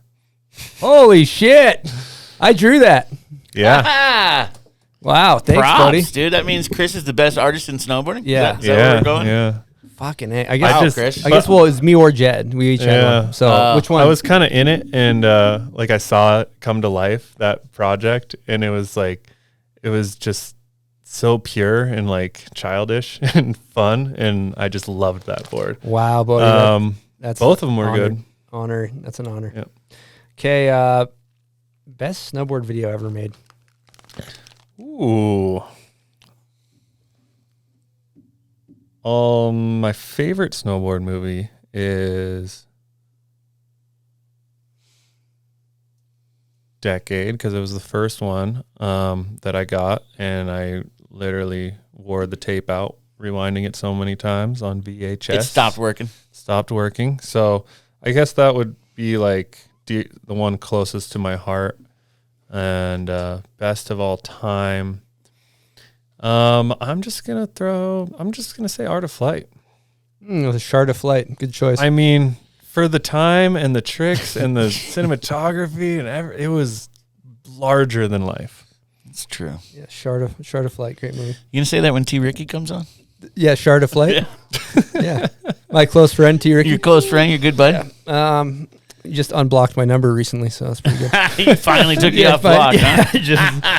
Okay, if you go heliboarding with 3 people, good times, ripping turns. Good times. Who you taking? I would say no cameras, but you probably want a camera there for fun.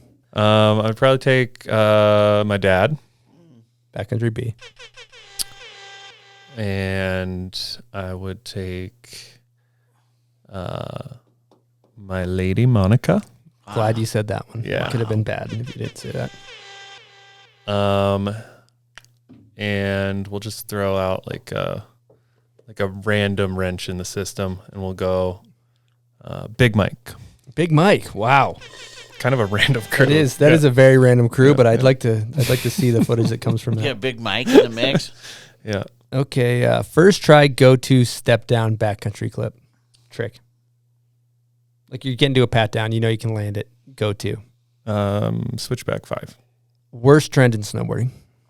I guess, is that a trend? Hating's always been a trend. All right. And it's a bad trend. Constant It's trend. a bad trend. All right. Worst trend is hating. All right. Hating on other parts of snowboarding. They're all cool. Okay. That's a great answer. That's good. Last thing we were gonna ask, one hoofer. We got to talk beaver slap. You an advocate? Is that a one hoof trick? You got the hoof out. That's really the only time you can do a beaver slap. Sure. Yeah. I think this question is funny. It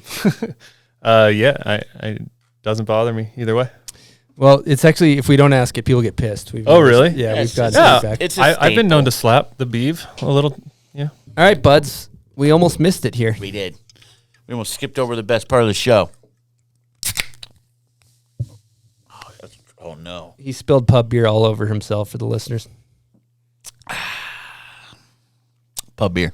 If you're going to get hammered, to get some pub beer. Do it responsibly. Here we go. It's cheap. It's fun. Let's go. Welcome to the Pub Beer Crapshoot. Roll that dice. We'll tell you what you got to do. I love rolling. Roll some them dice. bones. Big CeeLo fan. We got a Goon Gear 6? We got an 11. 11. If you had to be Siamese twins with one person in the industry, who would you be picked to be stuck with? Definitely not you. Don't blame me for that. This guy he's like, definitely not anybody in this room. Actually, Eastone would be fun. You're so tall, though. It'd be so hard. Actually, no. You got some weird habits and stuff. I don't think it would be fun for a minute. Anyone in the industry, I would say. You got some weird. You got some weird habits. He's got some weird habits. I don't know. I don't know. There's stuff that goes on behind the scenes that I don't want to see. Yeah, some flashlights rolling out from under the couch. Anyway, keep going. Let's see. Harrison Gordon. Wow, I think that's who I picked. That's the correct answer, I think. Yeah, I think that would be chill. That'd be the chillest choice. He's the chillest human around, Yeah, so chill. no matter what went on, it would be good. It'd be fun. Okay, if you had to be attached. We got to talk about. We got to talk about your project, man. Yeah, we got a new one in the works. Space Cadet. Yeah, so last year we worked on a new movie, and our good buddy Nils Midnick, shouts to Nils. Me and him created this movie called Space Cadet, and me and him kind of directed and produced and rode in it, brought Shane Charlebois along. He filmed the whole thing and helped direct it, and our good friend Cody Rosenthal is editing it. Yeah, it's a lot different, I would say, than my past snowboarding. I try to tap into more like the free riding and linear snowboarding, or non-linear or linear. I guess both. I don't know. I've always been like snowboarding? I've always been like a one-hit wonder, you know. Like there's been some times where I'm riding and do some turns and hit one thing, maybe two, but like I try to do more pillow lines. And we were up in BC a lot, and like you might not see all the crazy 1-foot tricks or wild stuff, but I'm pretty proud of the snowboarding that we did. It's good. I think people like it. And beyond the snowboarding, we did a lot of storyline, plot, and other filming that I'm really excited about. That all pertains to being space cadets. And this is the board that I designed for it. I did it a year early, and then we paused the video project for a year. So this came out last year. But this spaceship, our good friend Chris Kelly is an artist, and he works on commercial movie sets and stuff like that. And he built this spaceship, and it's like 5 feet tall, and we put it on the board. But in the movie, we're going to be flying around in the spaceship, and we got like a cool plot storyline for it. I think people are going to like it.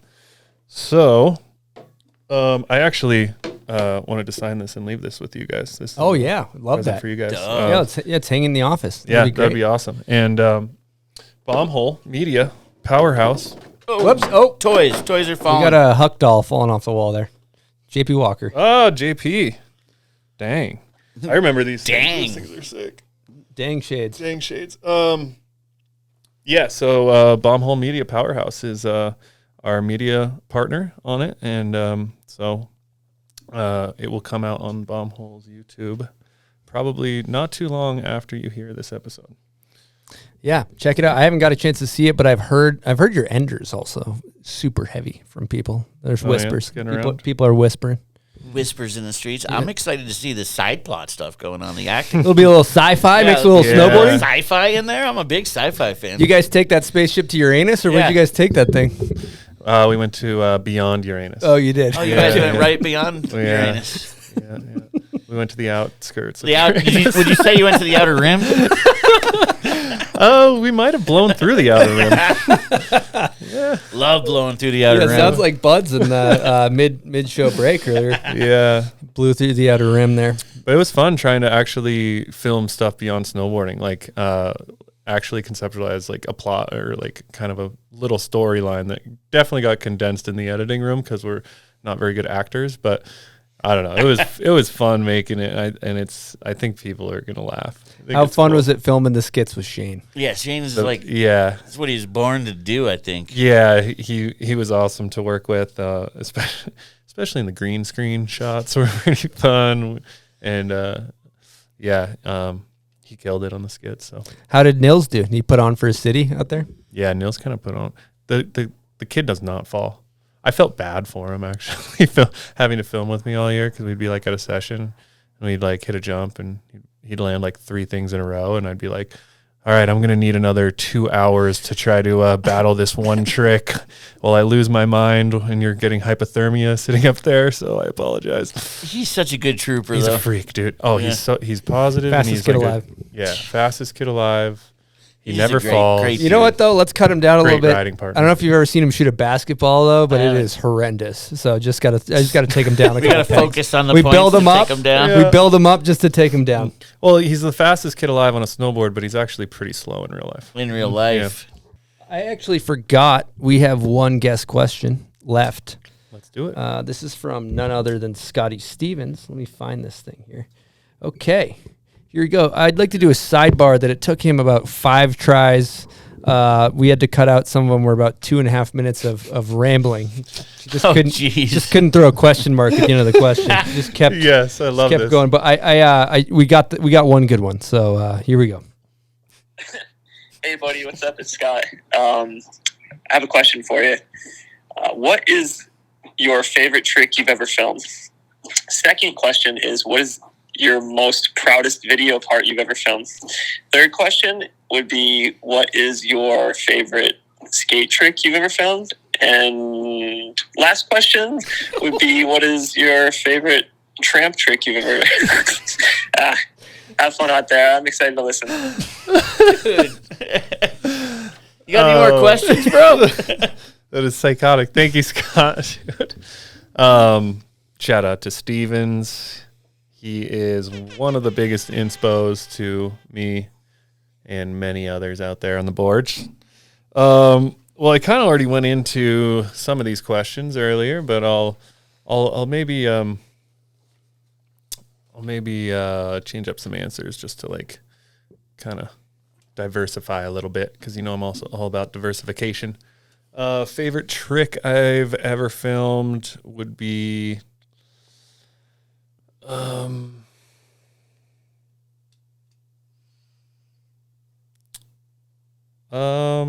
we'll go way back. We'll go way back to the front board on Library Ledge. I kind of forgot about that. That kind of at for the time period, it was like really it was a major feat for myself, I feel like. So we'll go that, and then favorite video part. I kind of touched on Reckless and Pepper, but then I'll go Heavy Mental. Was pretty monumental for me. That's kind of when shit really kind of escalated, and so we'll go Heavy Mental, and then what was it? Skate trick, tramp trick? Skate trick, tramp trick. If you guys haven't seen Dancing in the Dark, great edit. That we did full barrack style at filming at night tramp edit. It was me, Scott, Beresford, and I think there were some other cameos, maybe Granger. Were you in there? I can't tramp skate for shit. And that was also the edit that maybe we lost Mike Mo forever, so Yeah. I apologize. I think Mike Mo literally quit filming after that. Because of that? The tramp. If anybody's ever filmed tramp skating with a fisheye, you're literally just going up and down like this, and it's it'll make you wish you were never born. Yeah, For hours. Yeah. So I would have to say just that whole edit, like we kind of went in on that edit, and it was like pure tramp skate idiocy. And yeah, I don't know, I can't say a single trick, but there was a couple that were pretty hyped on. The back 350 actually was like really hard and pretty cool, and there was a lot of like different variations. I don't know. Okay. We'll dig up some of those. Yeah, those are fun. And then last skate trick. Skate trick. When we were going in hard on Rose Park, we were filming these Not Another Rose edits, and well, we filmed for Not Another Rose, and then I think Scott was gone, and then he came back and he filmed like a 1.5, but like we weren't there, or I wasn't there or something. So then we filmed like another one, and I went in purely for Scott because I wanted to like, I don't know, I feel like this is an ongoing theme on the show where a lot of guests film things and do things just for Scott Stevens. As a friend, he's our biggest cheerleader. Yeah. Like I was listening to Burtners, and he's like, "Oh, I'm just filming for Scott Stevens. Like I don't care about anybody else." And there's been a lot of stuff where I'm like, Scott would love this. I'm doing this for him. That's so cool. The hardest thing. There was a couple. There was the feeble back one on the sea ledge. Good choice.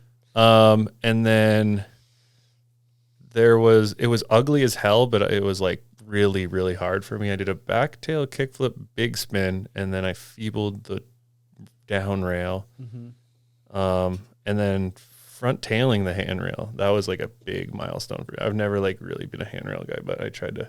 What about 3 flip lip? Oh shit, I totally forgot about that. Yeah. I did a 360 flip lip slide. That was crazy. Wow. On the bump trail at Rose Park. Yeah. I think Frozen Bogart filmed that. Yeah, Frozen Bogart. He was Frozen Bogart. He would crook that thing like a son of a gun. Yeah. I hope you're doing well, Bogart, out there in the world. Okay, Bodie. Well, I think we freaking did it, dude. I mean, one thing I want to cover is he asked what your favorite tricks are. I feel like we heard about Type 2 fun. You guys, some of these tricks are so hard, it's like Type 2 fun. The ones you did recently, maybe you're not going to remember as your favorite because you haven't been away from them long enough. Mm-hmm. And then you get to enjoy them at a video premiere, and you're like, God, that was great. No one knows the 40 tries or 100 tries. And it's all era dependent, too. Like some tricks you like better just because it was in like a golden era or something. And there's a reason And I totally forgot. Like I was skating so hard over like at the end of COVID because we didn't have anything to do, and we would just go try tricks for hours and hours and hours with Scotty Arnold, like, and did some of the best skating tricks of my entire life. I totally forgot about that. You guys done a kickflip, backtail kickflip? No, I haven't. You haven't? No, I've been chasing that dragon my whole life. I thought you landed it. No. You landed on him. Nope, never have. Really? But one that was like I never thought was even a trick that I'm super proud of was the Fakey Smith kickflip. Oh yeah, that was like chasing the dragon. Your whole life chasing the dragon. If we're talking, do you have more tricks? Are you trying to do? I still have tricks on my hit list that I'm scared that I'm never gonna accomplish. No, at a certain point they're gonna go. I've let the other way. I've let a lot of stuff sail. I'm just trying to keep. I'm just trying to tread water at this point. You let it sail. Yeah, I can't let them go. There's some ones I'm still chasing. That's just gonna end in disappointment. See, I've taken a little bit more of a Craig Kelly approach. I'm just more like I just enjoy it more than I used to. I think that's a great approach. All right, so we're pretty much there. Couple things left. Again, be sure to check out Space Cadet and their voyages to the outer rim of Uranus. Also, world premiere.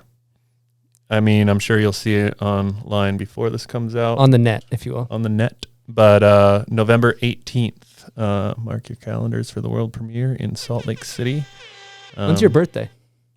Oh yeah, it's November 15th. Okay, yeah. Is that when this comes out? I don't know. I don't know when it comes out, but I just knew your birthday was sometime in November. When's the world premiere?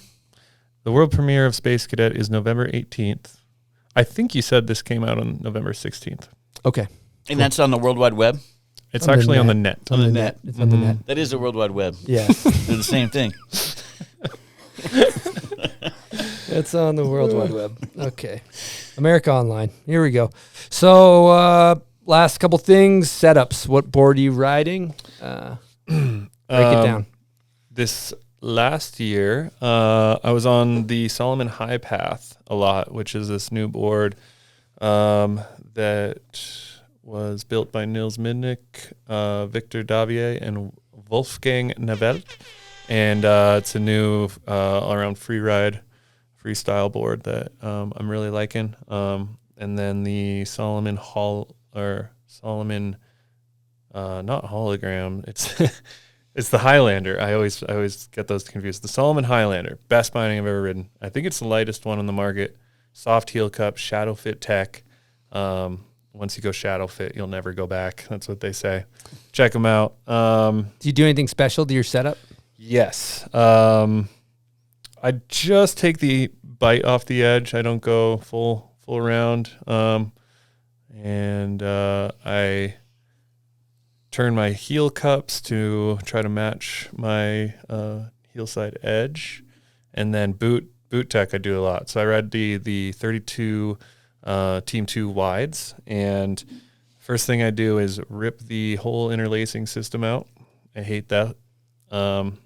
Just more bulk and shit that you don't need. And then I run the double boa because I don't like laces. I don't got time for that. And then, yeah, I always heat mold them, break them in. And then I tighten the top of my boot and leave the bottom completely loose. Wow. It's a lot of stuff. And you got a colorway with 32, right? Yeah. Yeah. This year, I think it's like a blue and yellow. It's kind of like some trendy, cool colors. I like Sick. it. Yeah. Awesome. Yeah. That's pretty much it for the setup. Did you say a stance width for such a large gentleman? Did you say I run 23.5 or 24 inches wide, 18 front, 0 back. About 2 inches setback. What was your max stance width when it was like the golden era? Oh, the golden era, me and Granger would like have competitions of who could T-bolt their boards wider. And I feel so bad for like Tonino and the Nitro guys because we would just ruin boards like T-bolt. Like you would do a shitty T-bolt job and then it would just snap the nose off like immediately. We went through so many, but that was a weird trend. 26-ish? Shout out to Milo Sport too. These guys have always had my back, and let us use all their tools in the back and T-bolt and fuck shit up back there. But we T-bolt all our boards at Milo. And I think a maximum like 26, maybe 26.5 if it was crazy. I think 26. I got long ass legs and I'm tall. For sure. That's a monster. But I'm like 24, I think. Maybe 20. I think 23.75 is like the perfect sweet spot. For someone of your stature, makes a lot of sense. Okay. And then lastly, before we wrap this thing up, we always like to ask if you want to throw any thank yous out. Yes. Thank you to you guys for not giving up on me and just everything you guys do for the community. Chris and Eastone asked me pretty much the very first week the show started to come on the show, and I've been avoiding it ever since. But yeah, so, and just thank you to all my friends and family, everyone who's stood by my side, my community.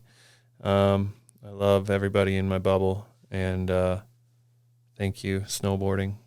It's given me everything and given me a healthy, positive path to go down in life, and yeah, that's about it. Perfect. That's just perfect. Love it, Bode. Well, we're going to wrap this thing up. I want to say thank you to you for coming on the show. Thank you to all of our listeners. Everybody that tunes in, we really, really appreciate you guys. And we got another episode coming at you next Wednesday. Over and out from the bomb hole.